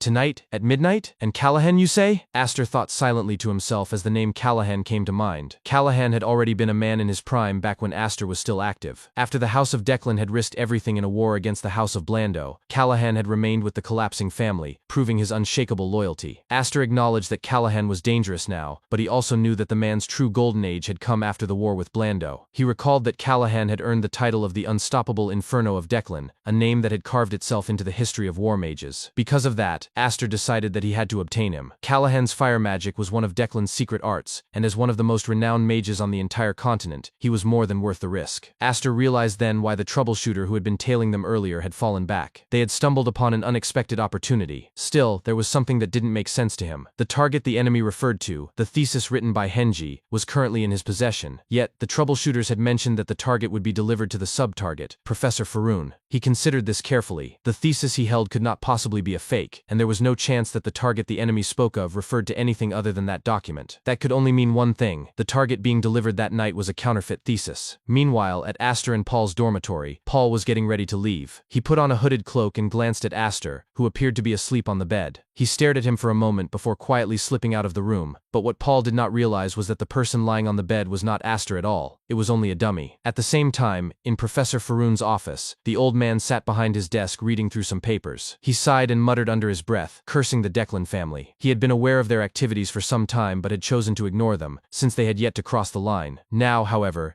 it seemed they had decided to invade his territory directly. The boldness of their actions made him wonder what exactly they were planning. A faint noise came from outside his door, causing him to pause. He understood immediately and whispered to himself that this was it. Moments later, the door creaked open and a man in a hood and mask entered the room. Faroon immediately identified him. "Paul," he said. Paul stiffened, startled that his professor had recognized him despite the disguise. Faroon continued in a calm tone, explaining that the next time Paul attempted stealth, he should refine the properties of his ether first. That was the very foundation of stealth. Faroon's voice carried the faintest hint of cold amusement as he added that this advice would only help him if there was a next time. Paul silently handed him a document. Faroon took it and examined it closely, muttering the name Henji under his breath. He recognized the handwriting. That man had gone to great lengths to find a way to deliver the thesis under Declan's nose, only to be caught in such an anticlimactic manner. But Faroon quickly dismissed the idea. Someone as cunning as Henji would never be captured that easily. Something about this felt wrong. He wondered to himself what Henji was really plotting. Suddenly, heavy footsteps echoed outside, and then the office door exploded inward with a deafening blast. A wave of smoke and fire filled the room. A man stepped through the shattered doorway, his tone disturbingly polite as he introduced himself. "It's a pleasure to meet you, Professor Faroon," the stranger said. "My name is Callahan, though I doubt a professor who's always locked away in his lab would have heard of me." Paul's expression turned tense as his hand instinctively reached for his sword. Faroon, however, remained calm as he observed the intruder. Callahan laughed loudly and gestured toward Paul, mocking him. He remarked that it seemed they had another guest in the room, a mercenary by the looks of it. Then, turning to Faroon again, he asked if the professor knew who he was. Faroon replied coldly that he had never heard the name before. Callahan's eyes widened at the insult. Faroon rose from his chair, his expression stern, and told him to stop with the nonsense and state his business. The smile on Callahan's face twisted into something darker. His tone dropped as he said that the stench of the professor and his allies was so foul it made his nose rot. Then, laughing maniacally, he shouted that he had never been treated like this before, and that it was actually quite fun. "Well then," Callahan declared, "shall I get right to the point?" He pointed directly at Paul and announced that the young man was going to die. A small magic circle ignited at the tip of his finger as he turned his gaze to Faroon, and added that he might leave the professor alive, but only with one eye and one arm. In an instant, Faroon grabbed the documents from his desk and stepped protectively in front of Paul. A massive ice magic circle appeared in front of his hand, and a powerful explosion shook the entire second magic hall. Flames surged violently through the room as Faroon's ice magic shielded them from the inferno. He looked over his shoulder at Paul and spoke firmly, telling him to do as he wished. From that moment on, Faroon would no longer see him as a student, but as a mercenary, one responsible for his own life. Paul drew his sword, nodding in understanding. Faroon assessed the situation quickly. Despite the explosion's intensity, no alarms had sounded throughout the academy. That could only mean that Declan's men had cast a soundproofing spell around the entire building. He realized he would have to rely on this so-called rookie mercenary beside him. Across the room, Callahan sneered. His eyes flicked to the file in Faroon's possession. He confirmed his suspicion that it had come from that Blando trash, as he called it, and noted that Faroon clearly had no intention of surrendering it peacefully. Callahan wondered aloud what he should do and then grinned. "Shall we have a little fun?" he said. A surge of magical energy erupted from beneath his feet as a fiery circle materialized, flames roaring and twisting around him. The heat intensified, melting the edges of Faroon's ice barriers. Outside, other troubleshooters began arriving, drawn by the magical disturbance. Callahan's laughter echoed through the hall as the inferno expanded, engulfing the room. Paul charged forward, blade ready, while Faroon extended his arm again, casting another spell. Ice and fire collided, producing an even greater explosion that shattered the upper section of the second magic hall. From a nearby rooftop, Aster watched the chaos unfold from the shadows, a hood concealing his face. A small smile crossed his lips as he muttered to himself that it had finally begun. He reached into his cloak, pulled out a mask, and placed it over his face. "It's been a while," he murmured quietly. Not as Aster, but as troubleshooter number 1. He then stood up and declared, "All right, shall we begin?" Immediately afterward, he began to pray aloud. "Oh Lady Moon, please allow me to be a righteous troubleshooter again today." After a few moments of silence, he opened his eyes and muttered to himself, "Though, to be honest, I've never actually been righteous." In the next instant, he leapt forward. Elsewhere, inside the second magic hall, a violent battle was already underway. The entire building began to explode from within. Callahan stood at the heart of the chaos, laughing loudly as he unleashed wave after wave of fire magic. He taunted, "You're holding out well, aren't you, mercenary?" At the front lines, Paul was breathing heavily. Inwardly, he cursed, "Damn it, to think the charm the captain gave me was a protective artifact. I was lucky." From the side, Professor Faroon spoke firmly, "Out of my way." He cast another ice spell, and in an instant the area around them was encased in thick ice as he attempted to block Callahan's relentless fire magic. Faroon then gripped Paul's shoulder and said, "Not bad. I suppose I can trust you a little more." Suddenly, Paul felt ice magic begin to coil around his sword. Stunned, he muttered to himself in disbelief, "Ether on his sword? Is that an enchantment?" Faroon turned to him and asked, "Can you block this?" Paul responded without hesitation, "As many as you want." In his mind, however, he acknowledged the grim reality. "It's not a matter of if I can anymore. If I fail, I die." At the front, Callahan grinned as he observed the pair and remarked, "A magician and garter, a solid combination of course." He then unleashed an even more powerful fire spell that shattered the ice wall before them. Paul swung his newly enchanted sword to intercept the next attack. Meanwhile, Faroon, who was fending off other troubleshooters from the rear, thought to himself, "The garter has been dealt with. At this rate, I'll just end up getting dragged around. In that case, I'll have to make a gamble. When the amount of mana distributed in nature is limited, if multiple entities issue commands, a battle for control begins between those entities. Now then,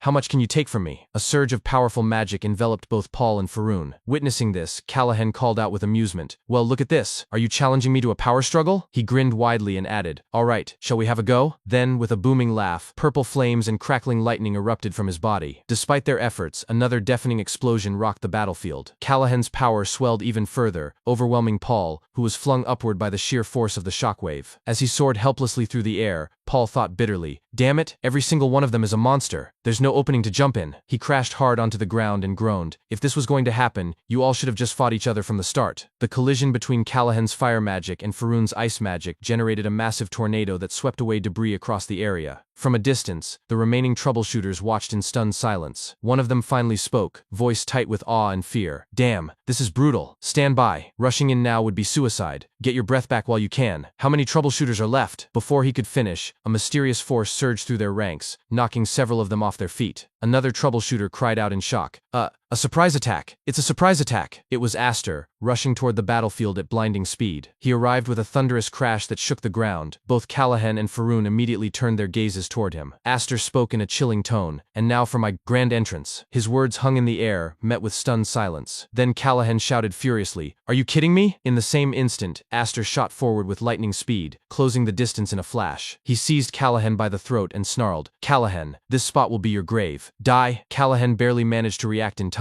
At point-blank range, he cast a spell directly into Aster's chest. The resulting explosion sent both combatants reeling. Callahan staggered backward, sliding to a halt before violently coughing up blood. He thought to himself, "Damn it, the mana backlash!" Aster pressed forward again, but Callahan, still choking on blood, could not respond. Just then, the other troubleshooters rushed in to intercept Aster's assault. Seizing the moment, Callahan grabbed a potion, thought urgently, "I have to suppress the mana backlash first." He drank it down and added under his breath, "Where the hell did a guy like that come from?" His thoughts were abruptly cut short as he looked up and saw Aster completely dominating the group of troubleshooters surrounding him. Callahan's eyes widened in genuine shock as he muttered, This is, his movements, not a single one is wasted, the pinnacle of efficiency, and on top of that, his magic is perfectly optimized for speed. Am I actually impressed?" A few moments later, Callahan formed multiple magic circles in front of him and unleashed another barrage of spells. He roared, "I don't know who the hell you are, but I'll kill you." With that, he fired the devastating magic directly at Aster, and inadvertently at the other troubleshooters caught in the line of fire. A deafening explosion erupted in the sky, shaking the ground beneath. Callahan coughed up blood, his chest heaving as he muttered weakly to himself, wondering if he had managed to hit his opponent. A twisted grin spread across his bloodied face as he noted that some of his fellow troubleshooters had likely been caught in the blast as well, but he didn't care. What mattered to him was the mission's completion, nothing else. When he looked upward, he saw charred bodies slowly falling from the air, their flesh burned to a crisp. He sneered coldly, reasoning that the masked man he had been fighting was a threat that needed to be eliminated at all costs. Reaching into his magical inventory, Callahan pulled out 2 more potions, his smirk widening. He admitted to himself that he had gotten overly excited, something quite unlike his usual cold and calculated demeanor. If he could regroup with the remaining troubleshooters, he believed they could still bring down Professor Faroon. Just as he raised another potion to his lips, a voice echoed chillingly through the air. "Is that all you've got?" It taunted. Callahan froze, his hand trembling. The voice continued, each word slicing through the silence. Aster's tone was calm but cutting as he mocked Callahan's dual nature, how he looked like a madman outwardly, but was as cold and calculating as a snake within. Aster revealed that he had known from the very beginning that Callahan intended to blow him up along with the other troubleshooters. Standing high above, Aster pointed his hand down at Callahan, his fingers shaped like a gun. His eyes glowed faintly as he declared that Callahan's ruthlessness would be the cause of his defeat. A flash of light followed, and before Callahan could react, a streak of magic shot through the air and struck him square in the speed of the attack was blinding. He barely had time to whisper in disbelief about how fast it was before his body stiffened. His ponytail snapped loose, and a thin stream of blood gushed from his forehead as his body toppled lifelessly to the ground. Aster descended quietly, landing beside the fallen mage. He gazed down at Callahan's corpse and thought to himself that the man's reputation as a war mage had been well earned. Any other mage would have died instantly from such a surprise attack, but Callahan had at least managed to react and counter before dying. His reaction and judgment were undeniably sharp. Aster then reflected that Callahan's final spell had been useful to him. If Callahan had chosen to join forces with the other troubleshooters and drag the confrontation into a war of attrition, Aster admitted he might have lost. His mana reserves were still limited compared to what they once had been. He knelt beside the corpse and began rummaging through Callahan's belongings, humming to himself. Eventually, he found what he was looking for and pulled out a small enchanted pouch. With a faint smile, he confirmed his suspicion. Most combat mages didn't trust anyone and always carried their secret arts with them. The pouch was protected by a subspace pocket with a basic owner recognition spell. He decided he could undo it later at his leisure. Then, sensing someone approaching, Aster turned toward the figure emerging from the shadows. "You're late, Professor Faroon," he said flatly. Faroon appeared calm but wary. He explained that he had been delayed freezing some rats, raising one hand as a small burst of ice magic gathered in his palm, then asked coldly if Aster was one of them as well. Aster exhaled heavily, muttering that one person had been a madman and the other a fighting cock. He asked what Faroon thought about the fact that he had just killed one of Declan's men. Faroon fell silent for a moment, studying him closely. After a pause, he lowered his hand and concluded that since Aster had called the other man a madman, he must have been the messenger Wenji had sent. He corrected Aster, stating that he was not a fighting cock. Aster wondered internally if Faroon was really trusting him based on that flimsy reasoning. Faroon then asked about a supposed mercenary who had approached him earlier, wondering if Wenji had split his thesis into 2 parts. Aster told him that he hadn't heard anything about it, but it was likely a fake. Wenji probably used a decoy to lure Declan's agents out into the open while simultaneously trying to strengthen the defenses in the city of Hazen and at the academy. It was also a strategic move to reduce Declan's influence. Inwardly, Aster noted that despite the troubleshooter's blackout spell, the battle had been large-scale enough that the Imperial Knights should have arrived by now. The delay didn't make sense, which led him to suspect that the Declan family had interfered with the Knights' movements. Faroon broke his train of thought by asking if Aster was truly the messenger. Aster handed over the thesis papers. Faroon skimmed the pages, his expression unreadable, before looking up and asking if Aster knew what was written inside. Aster smirked slightly and replied that he didn't just know the contents, he understood them. Faroon nodded faintly, recognizing the confidence in his tone. Aster then remarked that he didn't mind a fight, but preferred not to lose a reliable ally. After a moment of silence, Faroon tucked the thesis into his coat pocket and agreed to accept it for now. He said he didn't want to lose an ally either, so he would let things slide.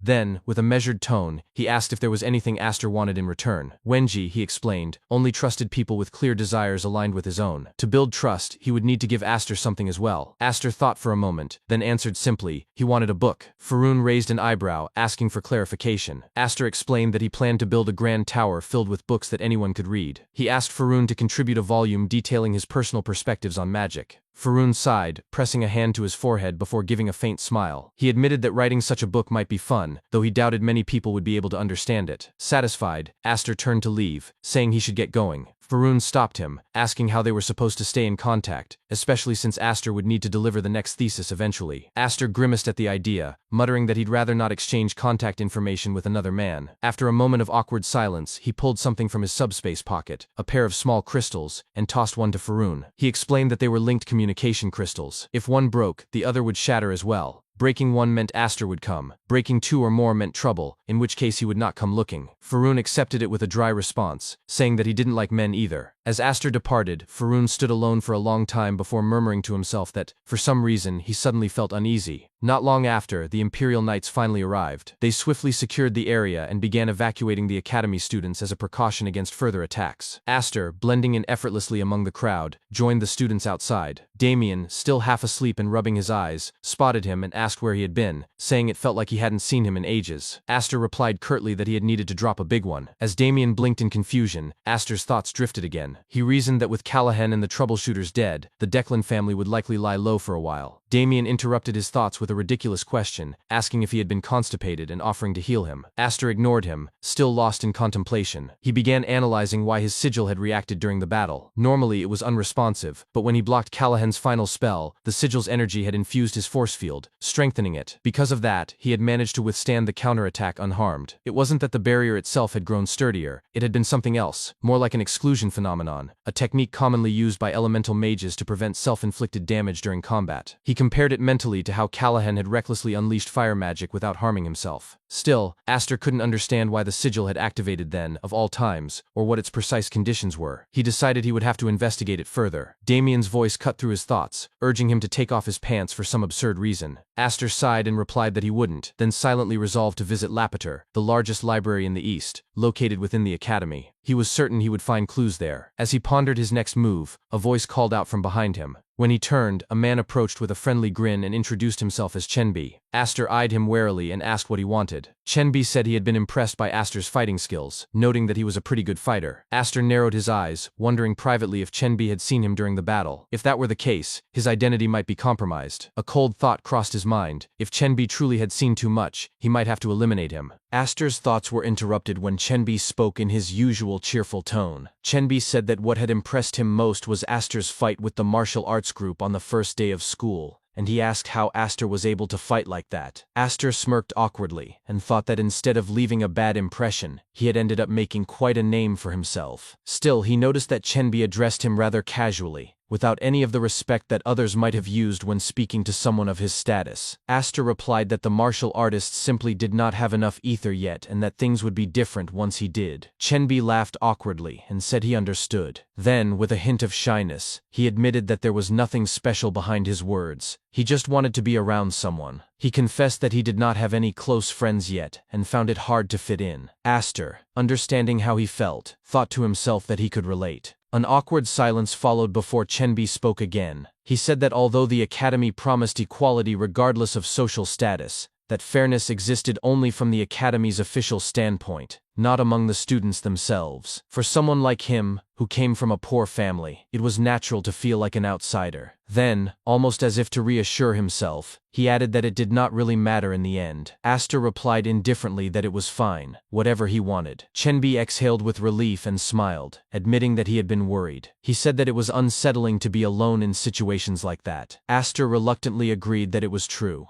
Chenbi then began another topic, continuing their conversation, and as time passed, Aster found himself reflecting. He realized that what they were having was what most people would call a normal conversation. He thought to himself that throughout his life, he had only met eccentric or dangerous people and had almost forgotten what it felt like to speak with someone ordinary. With a faint smile, he told himself that his academy life was finally beginning. The next day, at the lecture hall, Damien yawned and complained that he was sleepy. Beside him, Aster was quietly reading a book when Chenbi appeared again, greeting them both enthusiastically. Aster and Damien returned the greeting as Chenbi sat down. Chenbi remarked that even after the commotion from the day before, they still had classes, and he joked that it seemed excessive. Aster agreed. As Aster glanced at Chenbi, he thought about what he had learned from their conversation the previous day. From what Chenbi had said, he did not seem to be from a noble or wealthy family. Still, despite his humble background, he carried himself with confidence and good humor, showing no sign of intimidation. Aster thought that Chenbi was, in his eyes, a decent friend.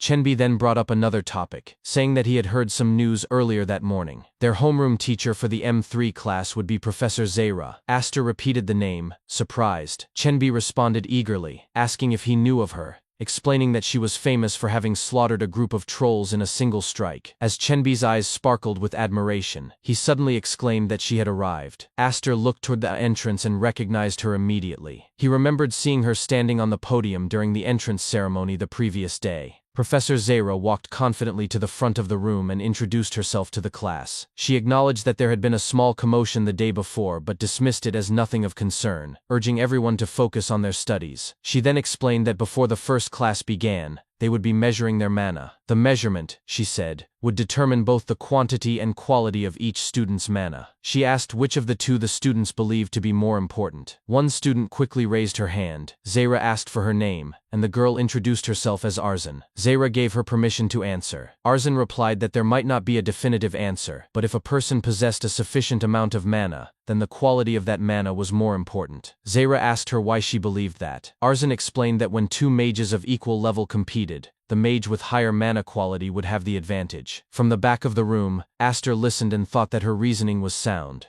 He considered how mana quality affected accuracy, stability, and power. He knew that no matter how much mana one possessed, it was useless if one could not hit the target. Still, before he could fully form his conclusion, Zara clicked her tongue sharply. The sound startled the class, and Arzan's expression darkened with embarrassment. Zara then asked which house Arzan was from. When Arzan replied that she was from the Marquis of Perayem, Zara sighed loudly in visible disappointment. Her expression turned to disgust as she muttered that it was no wonder. Arzan froze, clenching her lips as tears welled up in her eyes. Zara continued, asking if anyone else wanted to answer. When no one volunteered, she murmured to herself that no one seemed willing. Then, she suddenly pointed to another student and ordered him to stand. Startled, the student stammered nervously, replying, "Yes?" Zara coldly asked if that was his name. The student quickly corrected himself, saying his name was Ipley. Ipley stood and answered that he believed the quantity of mana was more important. In large-scale battles, he argued, the total amount of mana one possessed would have a greater impact. Aster silently agreed that in broader combat situations,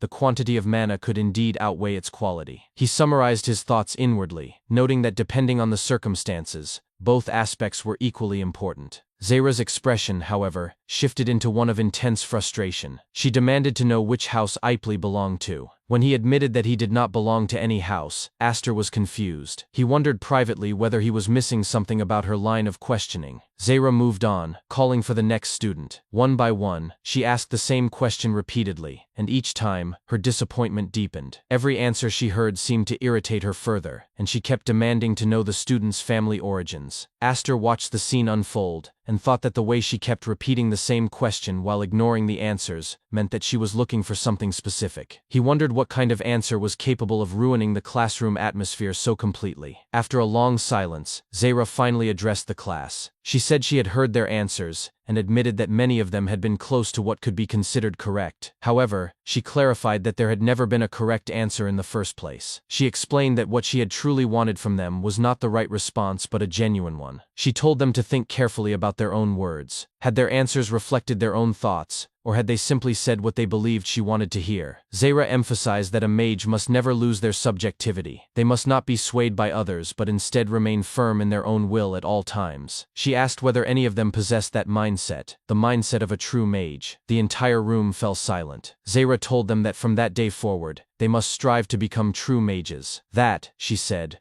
was what she had wanted to convey through her questions, and she urged them to keep it in their hearts. The students were stunned by her words. Aster sighed quietly, thinking that his earlier assumption had been right. He reflected that her method was a cleverly twisted way to teach such a lesson. Zara then announced that it was time for each of them to have their mana measured. She called Arzan first. Arzan, still wiping tears from her eyes, responded immediately. Zara told her that she would serve as the class representative for M3, and that her initial answer had been impressive. She instructed her to record her classmates' mana levels from then on. Arzan hurried to the podium and thanked her profusely. At the back of the room, Aster watched with admiration, thinking that this was how Professor Zara trained her students, by breaking them down and rebuilding them with a stronger mindset. Beside him, Chenbi muttered enviously that he was jealous. Aster looked at him in confusion, wondering silently what exactly Chenbi was jealous of. Zara then called for her assistant professor. The assistant stepped forward carrying a covered object and placed it in the center of the room. When he removed the cover, the students gasped in awe. They recognized the object as a mana measuring device, and whispered that it was rare and difficult to obtain. Zara smiled slightly and placed her left hand on the device. She said that it was probably the first time any of them had seen one in person. She told them that it was now time to discover their own mana levels and added, with a sly grin,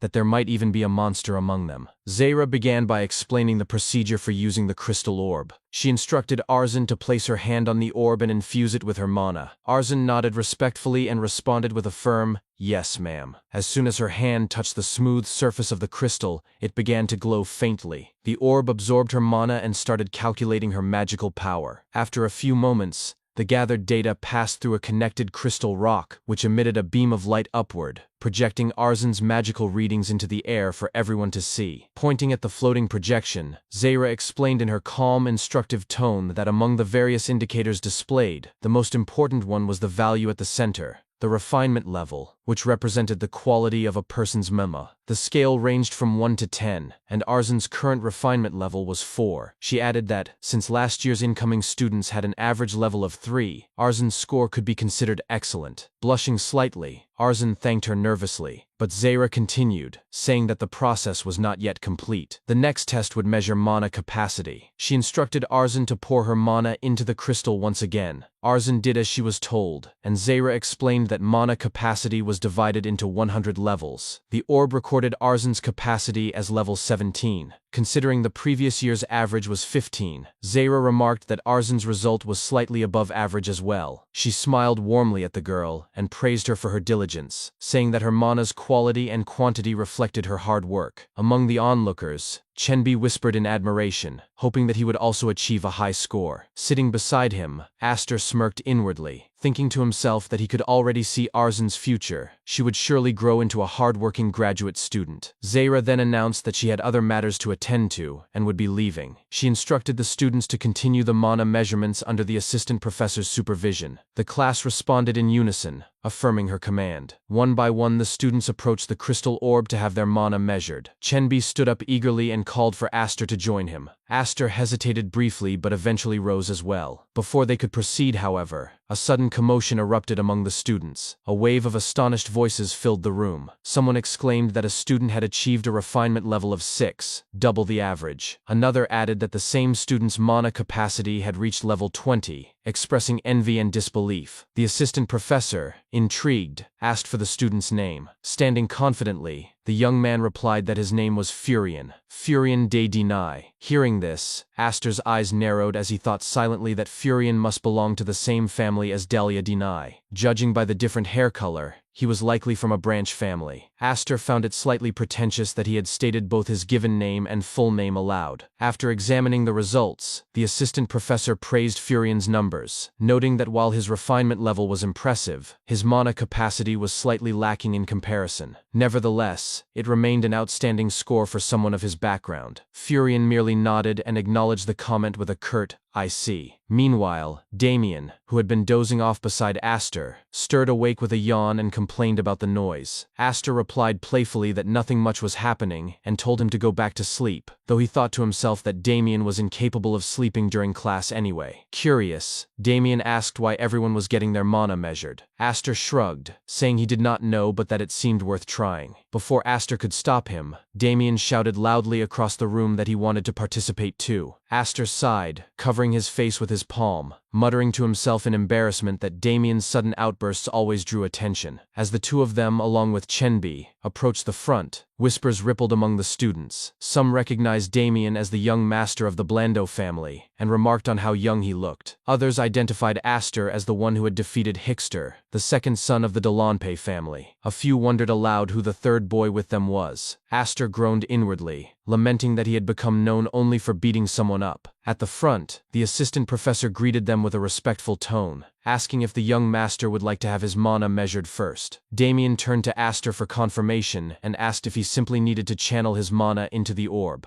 Aster nodded silently, and Damien placed his hand on the crystal. A sudden glow illuminated the room, and gasps spread among the students. Some stammered in disbelief, wondering if what they were seeing was even possible. On the sidelines, Furion stared wide-eyed, calling Damien a monster under his breath. The assistant professor shouted in astonishment, reading the projection aloud. Damien's refinement level was 9, and his capacity level was 67. He questioned whether it might be an error. Aster observed the scene quietly, thinking to himself that this was how ordinary people reacted when confronted with true genius, something beyond their comprehension, an unreachable wall of brilliance. His gaze shifted to Damien, and he thought further that while he had always known Damien was gifted, he had not expected him to surpass the average by such an enormous margin. When Damien looked at his own results, he asked innocently if they were considered high. Aster reflected that this was how the monster of the Blando family came to be. Damien had simply been born different. In his previous life, if Damien had ever taken his training seriously, he might have reshaped the entire continent. Determined not to let history repeat itself, Aster resolved to help him rise above the ordinary so that the Blando family would forever remain a thorn in Declan's side. The assistant professor, sweating nervously, commended Damien's performance, saying that he truly lived up to his family's name. However, he warned him not to become complacent, reminding him that a mage's strength was not determined by mana alone. Damien replied cheerfully, promising to keep that in mind, before rushing over to Aster and asking whether his friend had taken the test yet. Aster admitted he had not, and Damien eagerly encouraged him to try. Aster glanced around at the crowd of watching students and thought to himself that everyone must be curious about his level. A commoner surrounded by nobles, a boy who had already defeated one of their own. He then announced aloud that he would give it a try. Approaching the crystal orb, he stared at it thoughtfully and decided that, to avoid unnecessary attention, he would aim for an average result. When the assistant professor asked for his name, he replied simply, Aster. The professor then told him to remove his hands from his pockets. Aster complied, placing one hand on the orb while thinking that he only needed to adjust the properties of his mana and channel an appropriate amount. However,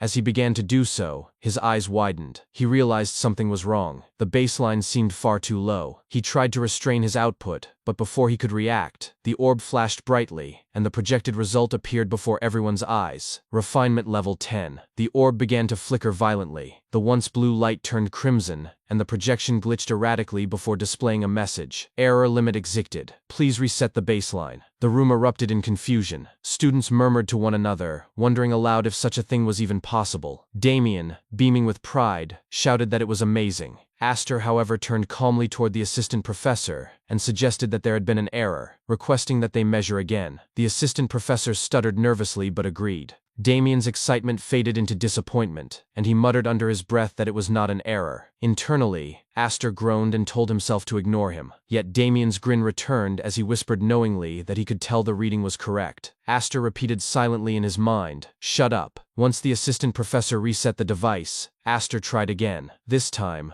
the orb displayed a much more modest result. Refinement level 3, mana capacity 15. The students immediately began murmuring again, commenting that the earlier reading must indeed have been an error. Aster exhaled quietly in relief, thinking that it had worked this time because he was more careful, though maintaining balance was difficult. Then, without warning, Damien spoke loudly enough for everyone to hear. "Bullshit," he said. Aster's expression froze. His relief evaporated as he turned toward his friend in disbelief, asking inwardly where he had learned such a word. Damien frowned and explained with irritation that his friend had told him this was the proper use of bullshit, repeating the phrase again to prove his point. Aster turned away, sighing internally, realizing he would need to be far more careful with his words from now on. Later that day, in the first magic hall, Zaira stood by the window, gazing out thoughtfully. She reflected that repairs on the second magic hall were progressing smoothly, but wondered why a Declan, and specifically a mage named Callahan, would have attacked Professor Faroon. After a moment, she sighed, reasoning that Professor Faroon had once been famous in his field and could surely handle himself. It was, she decided, none of her concern. Just then, her assistant entered and introduced himself as Yorbi, announcing that he had brought the data from that day's mana level tests. Zaira thanked him, took the documents and began reviewing them carefully. As she flipped through the results, she noted that the overall level of students this semester was quite high. She paused on Furion's record, remarking that it was somewhat disappointing for a deny. Turning the page, she examined Damien's data, acknowledging that his results were fitting for someone considered the greatest talent in Blando family history. He would, she thought, require careful guidance. Then her eyes widened when she came across Aster's record. The report indicated that his test had been retaken after an initial error. Yet, the error code signified something remarkable. The baseline had been exceeded. Her gaze hardened as she thought to herself that this boy, Aster, might be far more dangerous than he appeared. She resolved to keep a close eye on him.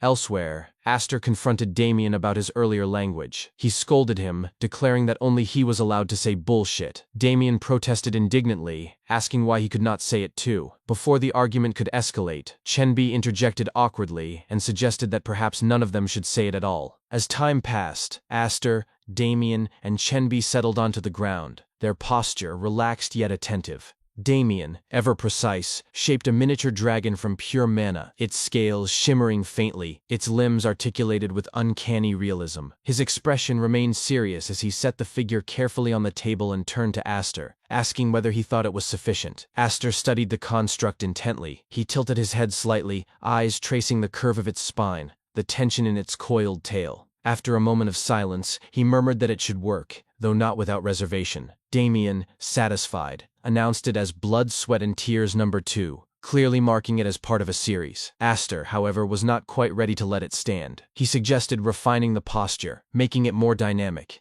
as if caught mid-leap, wings flaring outward in preparation, neck arched forward, jaws parted wide. He referenced the lion statue in Damien's family estate, noting how its open-mouthed stance lent it an air of ferocity that a closed expression simply could not match. Chenbi, sitting just beside Aster, listened in stunned silence. He watched as Damien, without hesitation, without visible strain, adjusted the mana flow, subtly reshaping the dragon's limbs and spine until it embodied Aster's vision. Inwardly, Chenbi reeled. He recalled how even the Great Furion, a legend whose name still echoed in advanced mana theory lectures, had only ever stabilized a standard dodecahedron during his famed control trials. And yet here was Damien, treating an elite-tier mana manipulation exercise as if it were child's play, twisting, refining, improvising on the fly. The world, he realized with a sinking heart, was far wider than he had ever imagined. He let out a quiet, self-deprecating laugh. Ha ha. And thought bitterly that compared to such talent, he was nothing more than trash. Aster, sensing the shift in Chenbi's demeanor,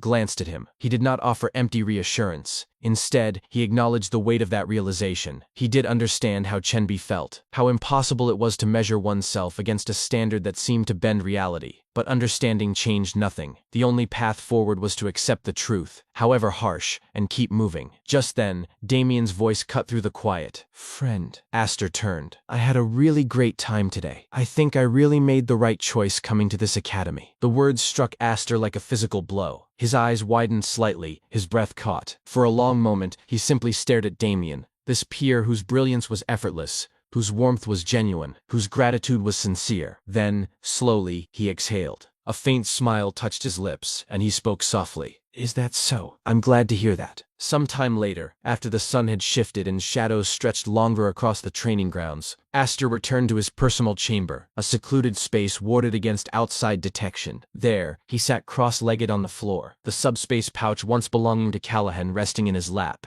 He turned it over in his hands. It was sealed with a mana pattern lock, a common security measure among high-rank mages. In theory, such locks were trivial for anyone versed in spell architecture. Once you understood how the mana signature was encoded, you could rewrite the binding sequence with minimal effort. With the right tools, a resonance tuner, a mana stabilizer, perhaps a focused crystal lens, he estimated he could have cracked it in under a week. But he had not dared. Too many eyes, too many ears. So he had worked in secret, night after night, in this room, refining his own mana to mimic key frequencies, testing minute fluctuations, waiting for the lock's harmonic resonance to waver. A full month had passed, and it had not been his only endeavor. He had dissolved the Blando family's elixir strand by strand, absorbing its alchemical framework into his own mana lattice. He had cross-referenced grimoire fragments from the Academy's restricted archives. He had practiced silent incantation until his breath no longer betrayed spellcasting. Now, at last, the seal yielded. He reached inside. First came a small glass vial. A potion, he noted, though its contents were indeterminate without further analysis. Next, he pulled out a massive, intricately embroidered garment, its fabric shimmering with arcane threadwork. He frowned, shook his head, and set it aside. "No,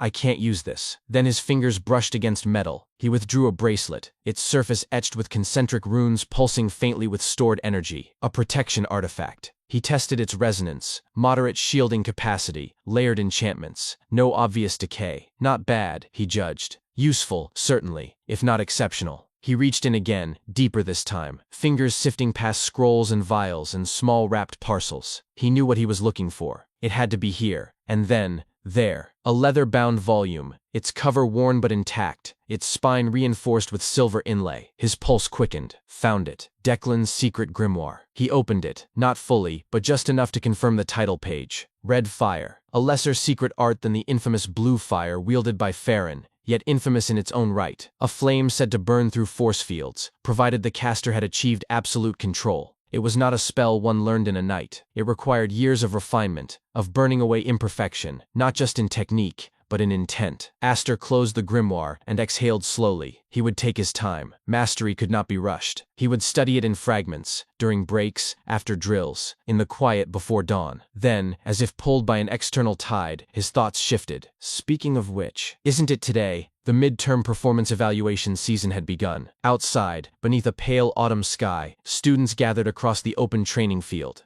Aster, Damien and Chenby arrived together. Damien's excitement was barely containable. He bounced slightly on his heels, eyes bright, voice ringing with boyish glee. Performance evaluation. Performance evaluation. Aster, standing beside him, scanned the crowd and remarked flatly that there were so many people. Chenby nodded, explaining that all classes, from M1 through their own, had been summoned. Then he leaned in, voice dropping to a whisper, and asked if Aster had heard the rumor. Aster raised an eyebrow. What rumor? With a conspiratorial grin, Chenby revealed it. A few M1 students had overheard administrative staff discussing canyon maintenance during the busy evaluation period. That, he insisted, was a dead giveaway. The event would almost certainly be canyon breakthrough. Aster fell silent. He reviewed the three possible formats in his mind. The trial of the ordeal, a labyrinthine sewer system, paths converging, emphasis on endurance and spatial awareness. Canyon breakthrough, a first-come, first-served race through a narrow ravine, chaos guaranteed, spells flying, alliances forming and shattering in seconds. The simulator, one-on-one sparring,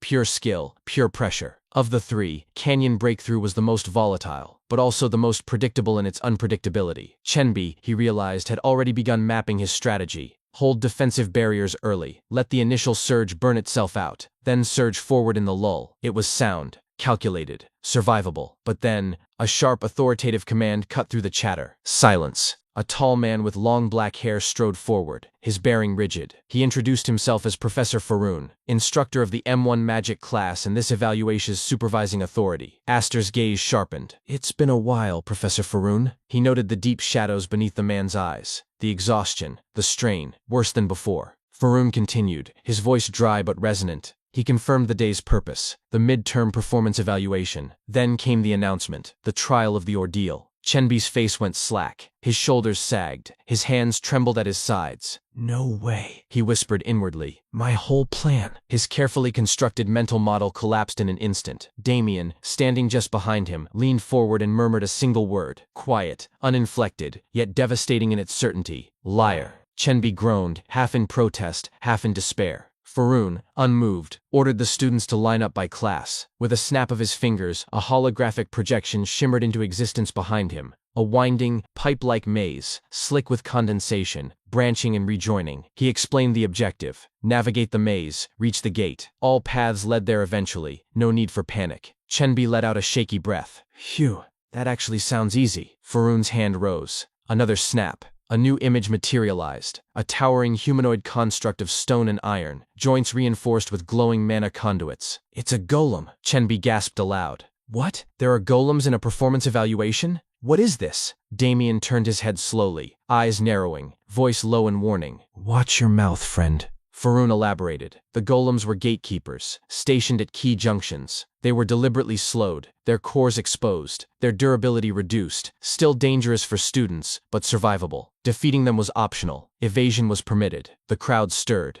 Voices rose in concern. Even so, in such a narrow space, we'll be cornered instantly. If it were open field, maybe, but like this? Faroon's jaw tightened. He listened, his expression darkening. These are mages? They're not very composed. He thought of Paul, the boy who had pushed himself to collapse, who had bled mana from his fingertips just to stabilize one more rune. Were these students truly weaker, or merely coddled by comfort? His gaze swept the assembly again, and paused. There, trembling but standing firm, knuckles white, jaw set, determination, unrefined but real. There, another, eyes alight, breathing steady, already scanning the projected maze for weaknesses. And there, Damien, utterly relaxed, smiling faintly, as if the entire ordeal were no more taxing than a stroll through the academy gardens. Cancel that for this student. He looks like he doesn't have a single concern in the world. Faroon's voice cut through the murmurs like steel. Enough. Silence returned, heavier this time. He clarified. The golems would attack only those still protected by their test bracelets. Each student would receive one,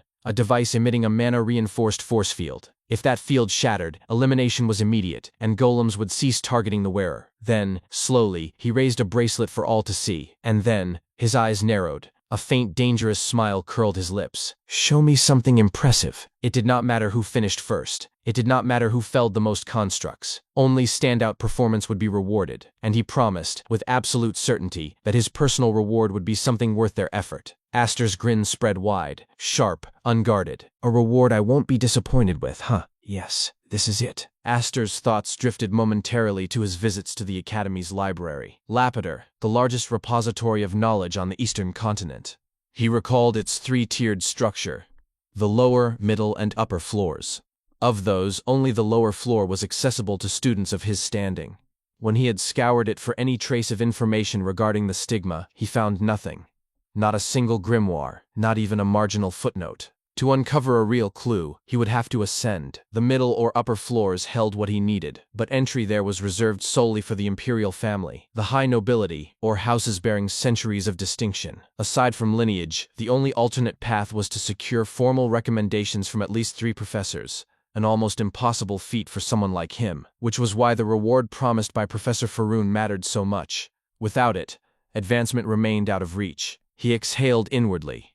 Rueful, he was only trying to stay in the middle, neither rising recklessly nor sinking into obscurity. Yet the people around him kept pulling him into conflict, one way or another. Still, a quiet grin returned to his face. He had memorized it, the cross-section layout of the sewer maze. Every branching corridor, every choke point, every golem placement inferred from past trial data. With that knowledge, he judged the midterm evaluation could be made easy. Moments later, Professor Faroon concluded the briefing. He granted the students time to prepare, instructing them to collect necessary items from the assistant professor. Almost immediately, chaos erupted.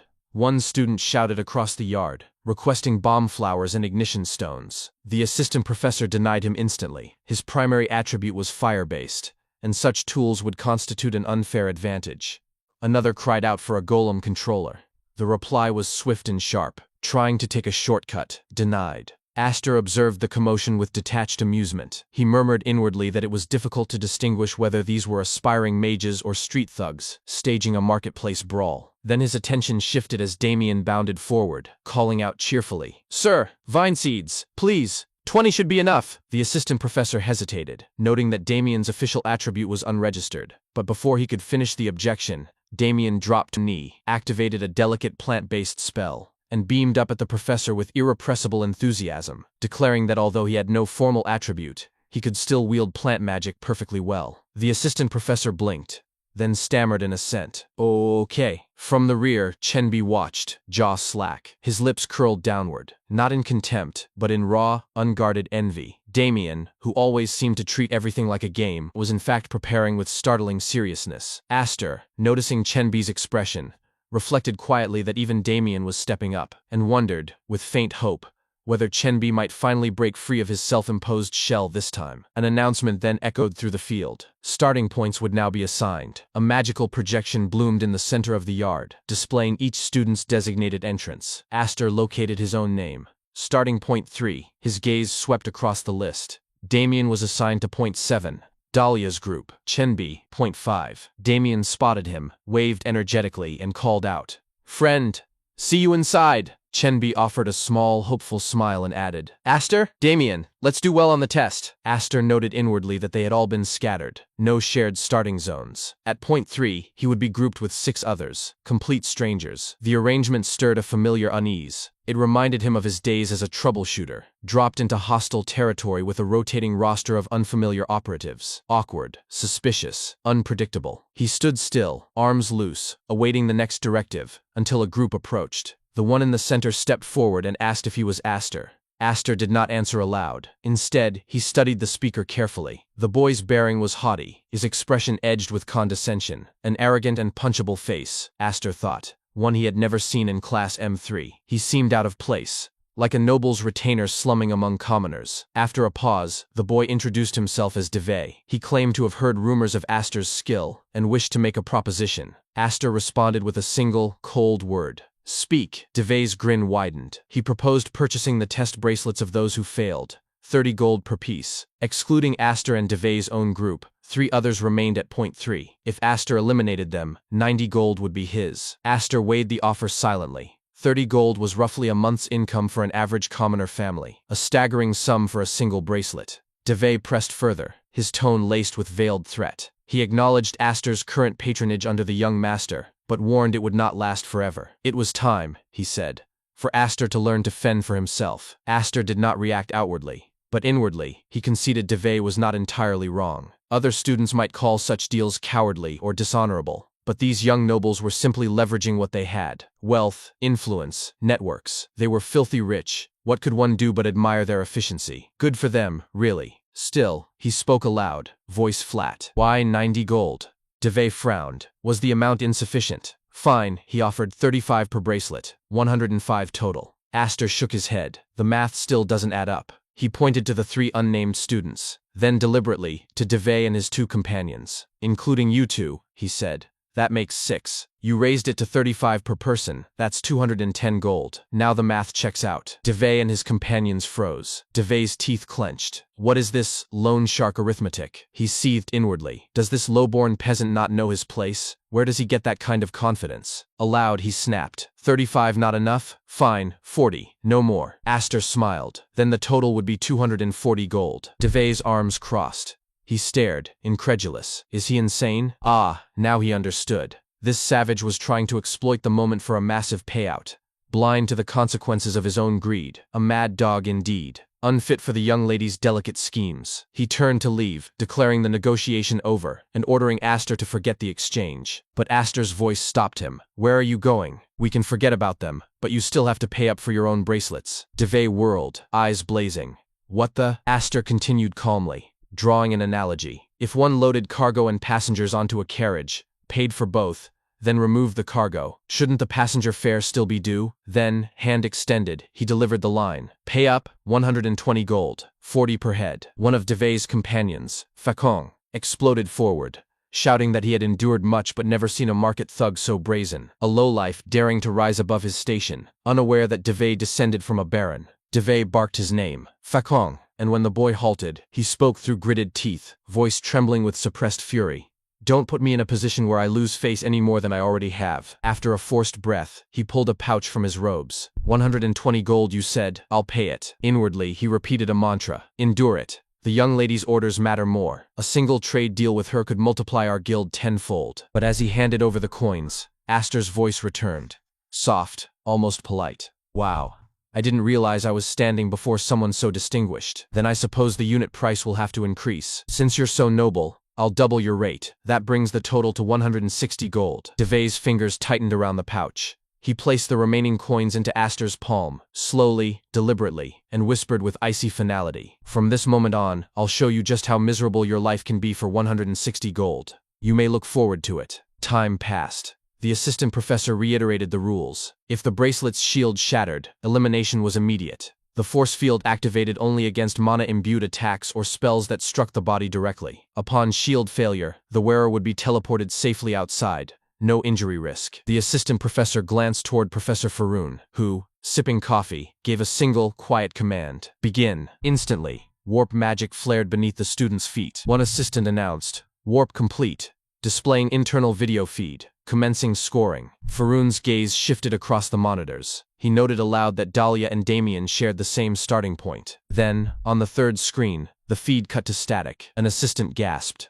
Huh? What's going on? Another demanded. The screen's gone dead. Didn't you check the magic eye properly? I did, the first insisted. Faroon set his mug down. Enough. I inspected the eyes myself. Which starting point is it? Trembling reply came. That would be starting point 3. Inside the warped space, Aster stood alone in a dim, dripping corridor. He loosened his tie, his face twisted, not in fear, but in cold, simmering fury. As shadows pooled at his feet, he spoke, voice low, venomous, edged with promise. Young masters, I'm adding a 320 gold charge for your insolence. Earlier, just after the warp completed, Aster raised his hands and formed a ball of magic in front of him, addressing those present as his so-called valued customers. The magic suddenly shot straight through the roof, and as he glanced back with a chilling edge in his presence, He remarked that their stares were practically drilling into the back of his head. He added that they were short on time and urged them to get started. Behind him, Divey and his lackeys were already preparing a magical assault. Divey grinned and shouted that Aster's arrogance would not last long, and the group immediately fired their magic toward him. As Aster observed the incoming attacks, he reasoned that being struck by magic meant elimination and forced transport.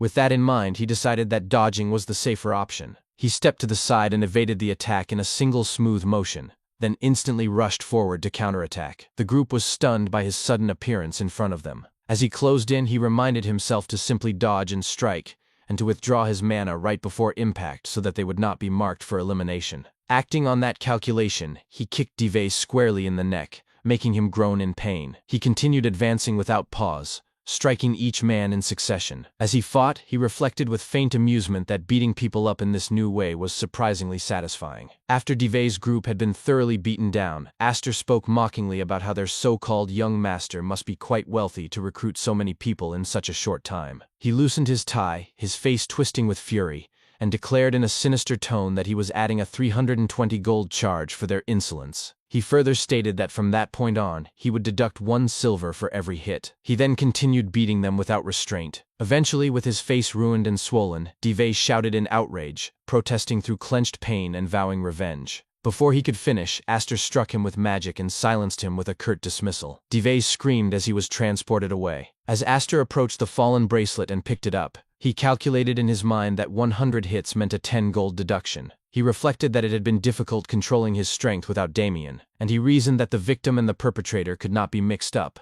especially since he regarded himself as the obvious victim. After securing 6 bracelets, he wondered what his next move should be. He sat down on the ground and began calculating his situation. He needed recommendations from 3 or more people, meaning he still required 2 more to obtain Professor Faroon's reward. That meant another professor would have to step in and offer a recommendation. He considered what kind of impressive display he should put on. His gaze drifted to the ceiling of the hall, and for a brief moment he contemplated whether he should simply destroy the Hall of Trials by breaking the 4 pillars supporting the foundation. He immediately rejected the idea, realizing that it would make an enemy of the entire eastern continent. Letting out a sigh, he concluded that there was no point in agonizing over it and that nothing beat simply running around and taking action. He then wondered absently whether the others were doing all right. Elsewhere, the frantic shouts of students echoed through the hall. One of them cried out that it was cheating and questioned whether what they were seeing was even possible, panicking that at this rate everyone would be eliminated. Another desperately begged to be allowed to pass. Blocking their path was a massive golem, and standing before it was Damien, who cheerfully refused them passage. As he directed the golem to attack, the students scattered in panic.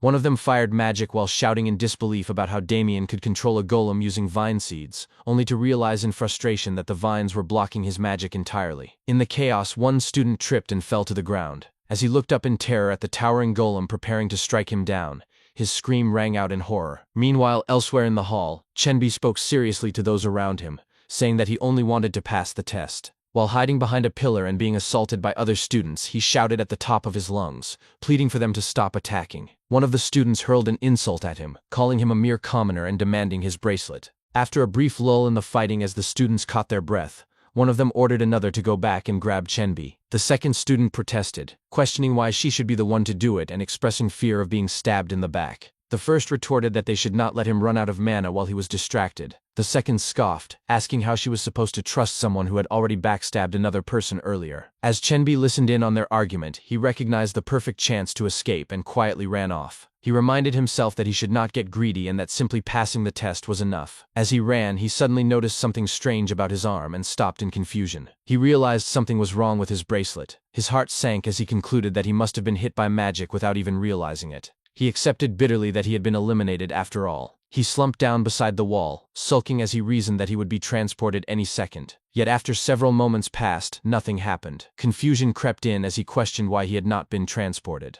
Suddenly, an announcement echoed throughout the entire area as a voice asked whether everyone could hear it, addressing the students of Zenian Academy with mocking contempt. The moment Chenbi heard that voice, he immediately sensed that something was wrong. He recognized that sinister tone and realized the speaker was not from the academy. As he stood up, the announcement continued, stating that they might not know who the speakers were, but that some of them could likely guess, and if they did, they would understand exactly why this was happening.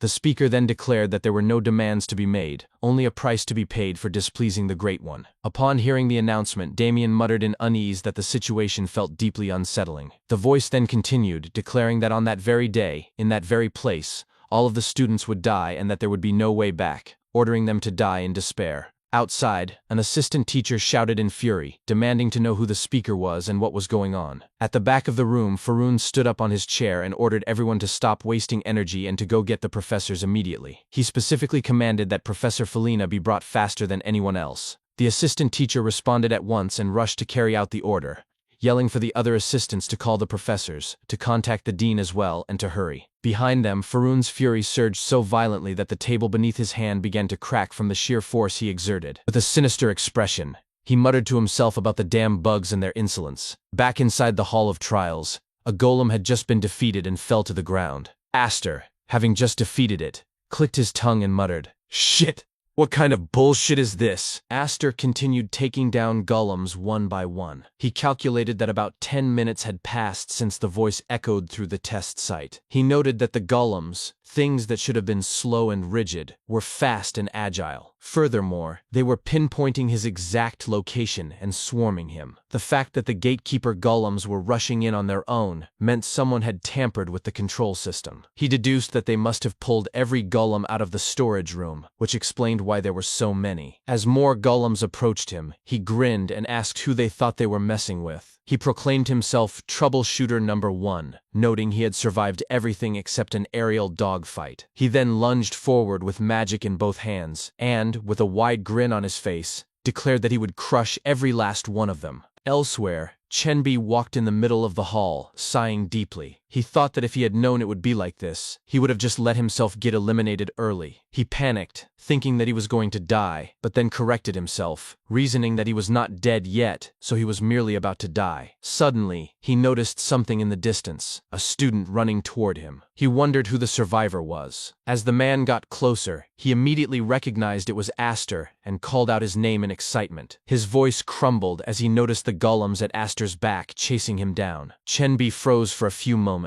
As Aster reached him, he tapped Chenbi's shoulder and simply said, "Oh, it's you, Chenbi! Run!" Chenbi flinched and screamed at the top of his lungs as he ran along with Aster. As they ran, Aster looked toward Chenbi, who was struggling to catch his breath. Aster thought that he had sensed someone and came to check, but it was not Damien. He realized that at this rate, Chenbi was going to get caught due to his pathetic stamina. In that case, it was time for Plan B. He told Chenbi to give him the bracelet. When Chenbi expressed confusion, Aster explained that the golem's detection range was not that wide. He reasoned that for them to chase them so persistently, it meant the bracelets were linked to the control system and acting like alarm bells. Chenbi looked at his bracelet for a moment, then turned toward Aster and asked what would happen to him. Aster replied that he had already been identified as a target, so the odds of survival were higher if the golems stayed focused on him. He instructed Chenbi to escape while he held them off, after which he would go find Damien. He reminded Chenbi that he had a family, and stated that those who can live should live. After hearing Aster's words, Chenbi's eyes widened. He lowered his head and remembered the words of his family, his parents telling him not to worry and to focus on his magic, regardless of what anyone said, and his big brother asking him to teach him after graduation. He went silent for a moment, then shouted back at Aster, who had stopped running. "Damn it! Damn it! You have to survive! We have to meet again!" Aster smirked and responded, "Yeah,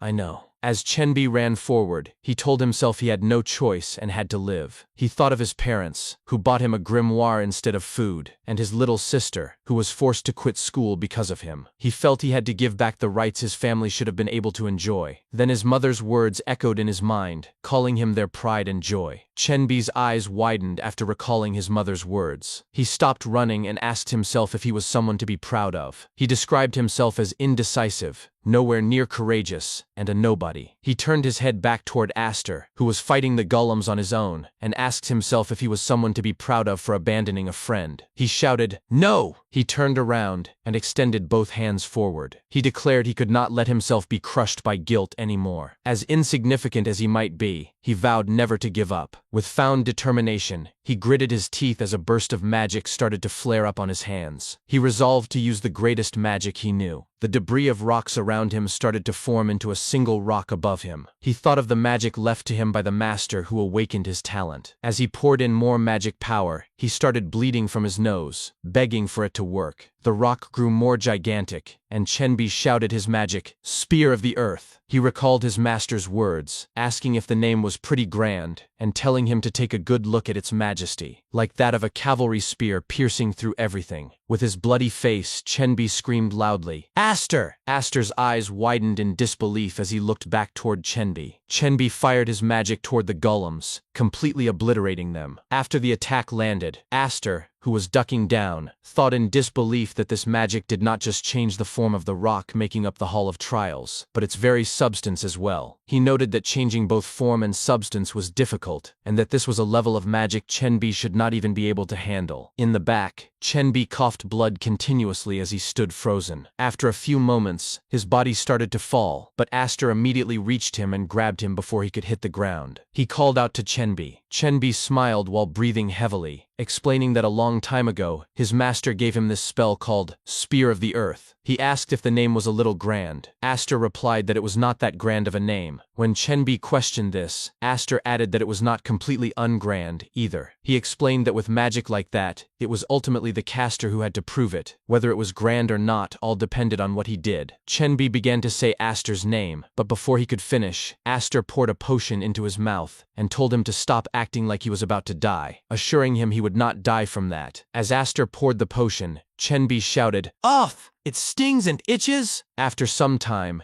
as Chenbi recovered, Aster looked at him and wondered what to do with him, noting he could not take him along but could not leave him behind either. Chenbi looked at his body and asked in awe if this was the power of the potion. Aster closed his eyes and began to scan the entire area. He sensed a presence in a specific direction. After scanning, he pointed in front and told Chenbi to head straight in that direction. He instructed him to keep going right at the fork to run into other students. Chenbi asked, "Aster, what about you?" Aster paused as he turned his head toward the other direction. He thought that the flow of mana toward the control room was strange. It was familiar, but it was not the Declan way. Therefore, he spoke out loud, saying there was something he had to do. He resolved internally that he had to go find out. As Aster ran towards the flow of mana, he thought to himself about where he had felt this feeling before. It was a memory of something that was not Declan, but something else that had brushed past him. Then, as he leaned around a corner, his eyes widened in shock as he recognized something before him. He continued, realizing it was the demon realm. He grinned widely and added that it was no wonder it felt so familiar, as this demonic energy was unforgettable. Besides, he noted they had even recreated those cursed demonic beasts that had terrorized the continent centuries ago. He remarked they were always doing the worst things imaginable. And with a sinister grin, he added the name Pryzen, calling him a rat bastard. In the control room inside the trial hall, Pryzen was laughing maniacally as he yelled about success, stating that a demonic beast had actually appeared and the demon realm had manifested perfectly. He recalled it used to be a half success when only demonic energy appeared, but this time it was complete. He then looked at his hand and muttered to himself that this was all thanks to the ancient artifact. With spatial isolation, he had slipped in without a fight, and with demonic energy corrosion, he had taken over the control room. He exclaimed that not only taking control, but manifesting the demon realm, was beautiful. Then a man in a cloak with an iron mask approached him from behind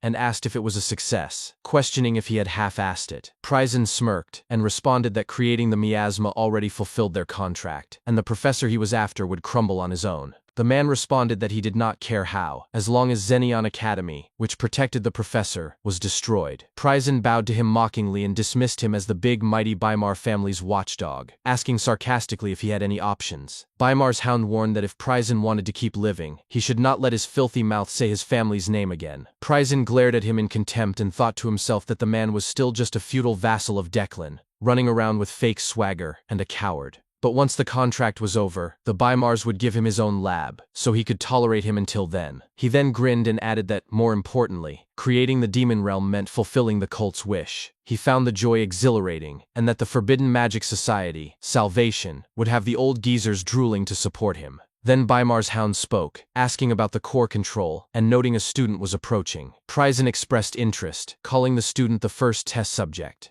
Bymar's hound asked what he meant by test subject. With a smirk, Pryzen responded by asking if he was not curious about what happens when a human is exposed to that much demonic energy. As they looked at the surveillance screen, Bymar's hound suggested the person might go mad or die instantly from miasma poisoning. Pryzen said that was what was usually known, but according to ancient texts, it was different for humans with mana or ether. He described the process as human-demon beastification. With a wide grin, he added that they became beasts driven only by madness. He then thought to himself as he looked at the screen, wondering what the student would do with golems behind him and demon beasts in front. He remarked there was nowhere to run, so he might as well push forward, not that it bothered him. Then Aster, the student approaching, suddenly looked straight into the screen. Pryzen noticed it with a confused expression. Aster grinned widely and spoke a word one by one, saying, "Get ready, Pryzen." Pryzen was visibly shocked. Bymar's hound next to him asked if he had seen that boy before. Pryzen responded that he had not, and wondered who the kid was. He muttered to himself, questioning how that boy knew his name and what was going on. As Aster pulled something from his pocket, Pryzen's eyes widened as Aster pulled out multiple bracelets. Pryzen exclaimed that they were the test bracelets, and said it could not be. Then, in an instant, the demonic beasts lunged towards Aster.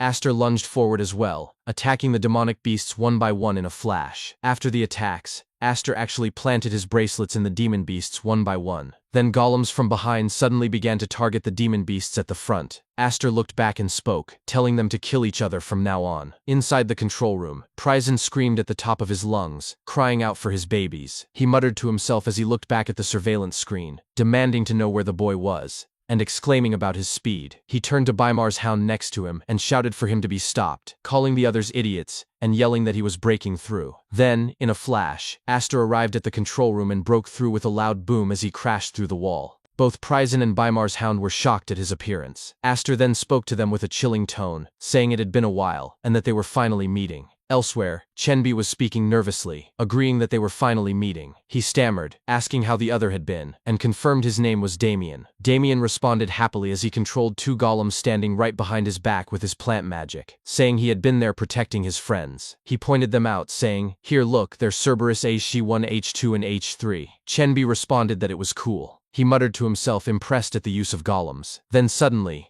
Dahlia de Denai, who was on the side, spoke directly towards Chenbi, asking how he had made it there alone. Chenbi responded that it was with the bracelet, right? He then looked at their wrists and thought to himself that they had not ditched their bracelets. He spoke out loud, telling them to throw away their bracelets because the golems were tracking them through the devices. As Dahlia de Denai looked at her bracelet, a student approached from behind and exclaimed that it was ridiculous. He argued that it was a test site and asked why he should trust Chenbi and throw away his bracelet. Chenbi tried to respond, but the student cut him off and accused him of trying to steal everyone's bracelet there. Chenbi simply responded with confusion, asking what the student meant. Chenbi then added, raising his voice to ask if the bracelet was really that important at that moment. He explained that the bracelet was linked to the control system and was practically a signal device. The student responded, asking if Chenbi had figured that out himself. Chenbi admitted that no, Aster had told him. Then the student grinned and added that he knew it. He accused Chenbi of throwing away his bracelet after being fooled by a slum rat in the gray zone, and now wanting to cheat again just so he would not fail the test. He said birds of a feather flocked together, and that even Chenbi, who was always diligent in class, had been corrupted by a slum rat. Hearing this, Chenbi gritted his teeth and muttered to himself that the student should not talk like he knew anything. He thought that Aster, for his sake, had.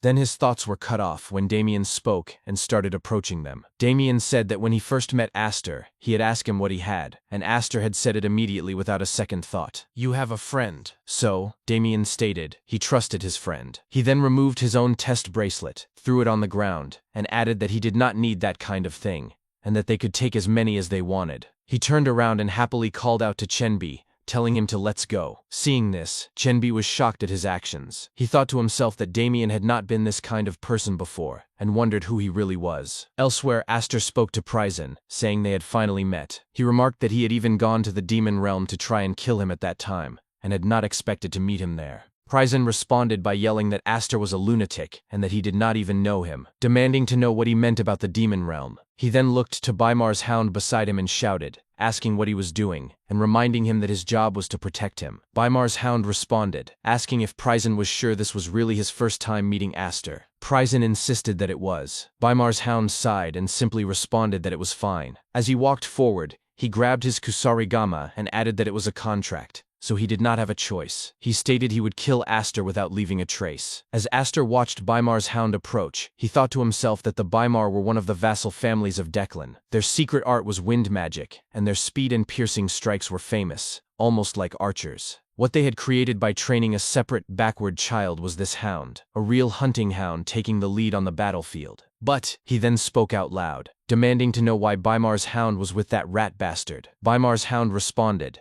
asking what was going on, and if Aster knew who they were. Then, without warning, Aster shouted loudly, emphasizing each word as he demanded again why Bymar's hound was with such a rat bastard. Bymar's hound muttered to himself that Aster must have lost his mind the moment death stared him in the face. He spoke out loud, asking what it mattered to him. Then Aster shouted again, repeating the same question with intense emphasis. Bymar's hound's rage started to boil as he told Aster to stop repeating the same thing already. In an instant, he attacked by throwing his kusarigama. Aster began to move, rushing forward while dodging the attack, and shouted once more, repeating the question. Bymar's hound prepared another attack as a magic circle formed on his hand. He shouted back as he attacked, telling Aster to stop and calling him a lunatic. He demanded to know if Aster knew him and why he was so obsessed. The kusarigama started to change direction and now aimed towards Aster from the back, but Aster did not falter as he continued to rush forward and shouted the fragmented words again. With that, Bymar's hound finally snapped. He started to rush forward towards Aster, thinking to himself that Aster was a crazy bastard he would tear apart while he was still breathing. He was confident that with recall magic, spin, and speed magic on his weapon, there was no way Aster could dodge it. Then, Aster spoke calmly, noting that Bymar's hound was getting worked up. He swiftly dodged the kusarigama from the back, grabbed the chain, and added that he had raised dogs before. With a wide grin, he stated that dogs get anxious when they hear the same loud, stressed words over and over, just as Bymar's hound was doing right now. After getting baited, Bymar's hound was visibly shocked and called Aster a son of a bitch for treating a person like a dog. Then Aster flung the kusarigama and hit Bymar's hound right in his side. Aster spoke, asking if he was not, in fact, Declan's dog. At the back, Pryzen shouted as he watched the fight, demanding to know what Bymar's hound was doing, and warning that if he lost to a brat like that, it would be a disgrace. Then Aster clenched his fist as lightning magic enveloped it. He punched Bymar's hound with a collision attack, sending him flying through the air as blood gushed from his mouth. Pryzen watched him fly in disbelief. Then Aster spoke to Pryzen, addressing him by name. He remarked that Pryzen still liked to hide behind others, but noted that now it was just the two of them. Pryzen instantly grabbed an orb from his pocket and responded with a curse, calling Aster a little wretch. Aster then lifted the kusarigama and threw it right towards Pryzen, instantly cutting his right arm off. Pryzen screamed out of pain as blood gushed from his severed arm, yelling about his arm. He demanded to know who Aster was, and told him not to come any closer. He then looked back at the orb and thought to himself about the demon realm. He looked back at Aster, and with an anguished grin, spoke out loud that if Aster killed him, he would not be able to stop the demon realm. He asked if Aster was going to let his friends die in the demon realm. Then Aster simply responded, "So?" Pryzen was startled by his response and stuttered in confusion. Aster then calmly approached him and added that it was fine, he would wait. He told Pryzen to make sure he enjoyed the sight of the demon realm swallowing everyone whole. With a sinister tone, he added that next, it would be Pryzen's turn, and that he should laugh all he wanted while he still could. Pryzen thought to himself as blood streamed down from his severed arm, that the man before him was incomprehensible. He believed that it was not merely ordinary demonic energy but an entire demonic realm manifested, and he could not understand how Aster did not even flinch while that presence swallowed his companions. He questioned inwardly whether Aster could even be considered human. Fighting through the pain, Pryzen spoke aloud and said that he had already explained that he could stop the demonic realm, and that in 5 minutes all of Aster's friends would be saved, but before he could finish, Aster interrupted him while calmly walking closer and stated, "They will be dead." Pryzen stammered in panic and added that if that was what would happen, then he did not understand why Aster was acting this way. In an instant, Aster appeared directly in front of him and responded by asking why, explaining that the answer was simple. Without warning, Aster seized Pryzen's arm and forcefully ripped the gloves from his hand. Pryzen groaned in agony as his hand was wrenched away, crying out in pain. As he looked down, he realized in shock that his artifact was gone and wondered when Aster had managed to take it. Aster immediately put the artifact on his own hand and remarked, "This artifact." He implied that Pryzen was foolish to believe he alone could use it. Placing his hand on the magic sphere, Aster added that it brought back memories. He poured magical power into the sphere, activating the array before them. Pryzen stared in disbelief and wondered how such a thing was possible. Aster turned his head toward him with a cold expression and explained that there was no way he could forget Pryzen, the man who had taught the young master forbidden magic. He continued by elaborating that blood ran thicker than water, which was why the young master survived while Pryzen did not. He explained that Declan would have pinned countless crimes on Pryzen and killed him, so he had hunted Pryzen down himself because he could not allow Declan to claim that satisfaction. He reflected that he had chased Pryzen for an immeasurable length of time, having lost all sense of it due to his unstable state of mind. He stated that he once prided himself on catching anyone he pursued across the continent, yet Pryzen was the only one who ever escaped him. He described Pryzen as quick and sly, recalling how he searched everywhere from the black and white zone to the back alleys of the kingdom and even into the Empire's underworld. There was nowhere he had not searched, and his hands had been drenched in blood throughout that pursuit. After chasing endlessly, he explained that the place Pryzen finally chose was the demonic realm. Aster covered part of his face as a wide grin spread, expressing amusement as he spoke about the demonic realm. He admitted that he thought he would lose his sanity there, unable to see Pryzen while demonic beasts rushed him and the demonic energy eroded both his body and mind. He explained that when he finally gave up and emerged, a troubleshooter had been waiting outside, too afraid to enter the realm. According to Aster, that man delivered news, and he asked if Pryzen wanted to know what it was. With a menacing grin, he revealed that the troubleshooter had said Pryzen was dead, captured by Declan and forced to reveal everything about forbidden magic and the artifact. Pryzen collapsed to his knees as Aster continued, stating that he had felt completely empty afterward and had sat before the demonic realm for days, staring at the sky. Pryzen began to chuckle mindlessly and responded in a trembling voice that he did not understand what Aster was saying, and claimed he had never been involved with any young master from any family. Aster calmly pulled something from his magic pocket and remarked that Pryzen had lost too much blood. He retrieved a potion bottle, opened it, and admitted that he had not been paying enough attention. Pouring the potion over Pryzen, he said with a sinister smile that Pryzen could not die yet and instructed him to rest and listen to the end. As the potion flowed into his mouth, Pryzen thought to himself that this was his chance, believing that Aster was saving him, and that he needed to find an opening to survive at all costs. After finishing, Aster lifted his head and resumed his story. He explained that as he stared at the sky, a wyvern had flown past, looking endlessly free. Comparing himself to it, he had felt pathetic and realized that his revenge had ceased to be about his comrades and had become nothing more than emotional venting. Because of that realization, he erased revenge from his mind. At that moment, Pryzen attempted to seize his chance and began to cast magic, thinking that now was the moment to use forbidden magic. Before he could complete anything, Aster placed his hand on Pryzen's face and abruptly continued, emphasizing the turn of events. He then slammed Pryzen's face into the ground with a wide, twisted grin and exclaimed, "I ran into you today?" He declared that all that time had been for this very moment. As he repeatedly smashed Pryzen's head into the ground, he explained that this was why he kept rereading the knowledge Pryzen left behind, including the demonic realm, forbidden magic, and the grotesque artifact. He also spoke of the detailed descriptions of how his comrades had died, adding that now he finally had plenty of time. Forming a magic circle with his free hand, Aster continued as a kusarigama was pulled toward his other hand. He lifted it high, pointed it at Pryzen, and declared with a grin that he would recreate their pain one by one and that it would be fun. Pryzen shrieked in absolute terror as his final moments arrived, and Aster brutally executed him. Elsewhere, inside a hall within the Trial of Ordeal, an opening in the ceiling collapsed, and a voice rang out declaring, "We broke through?" Moments later, assistant teachers descended using a ladder. One of them shouted orders to hurry and find the students, urging them not to hold back their bodies and to save the students even at the cost of their own lives. A fine shit teacher descended next, walked forward, stopped, surveyed the scene, and uttered a single word expressing shock. "Fuck." She then muttered to herself that the damned magic had consumed 2 entire hours and vowed that she would not allow anyone to die there. An assistant teacher called out to her, addressing her as Professor Felina and informing her that all spells had been dispelled. He handed her a magic orb and added that the internal magic eyes had been restored. Professor Felina took the orb and gave firm orders that finding survivors took priority over capturing the intruders. She instructed them not to broadcast anything, as they did not know how the intruders might react, and commanded them to find the children by magic eye or on foot. The assistant teachers responded in unison. As they investigated, they slowly found surviving students, some injured. Others discovered Damien and Chenbi with golems behind them, controlled by Damien's magic. While students were being located, Professor Felina noticed something unsettling and wondered how the intruders could have controlled the trial gate for a full 2 hours without a single death. Suddenly, a voice came through the magic orb asking if she could hear him. She responded by recognizing Professor Faroon. He informed her that they had entered the internal control room and suggested she look at his crystal screen,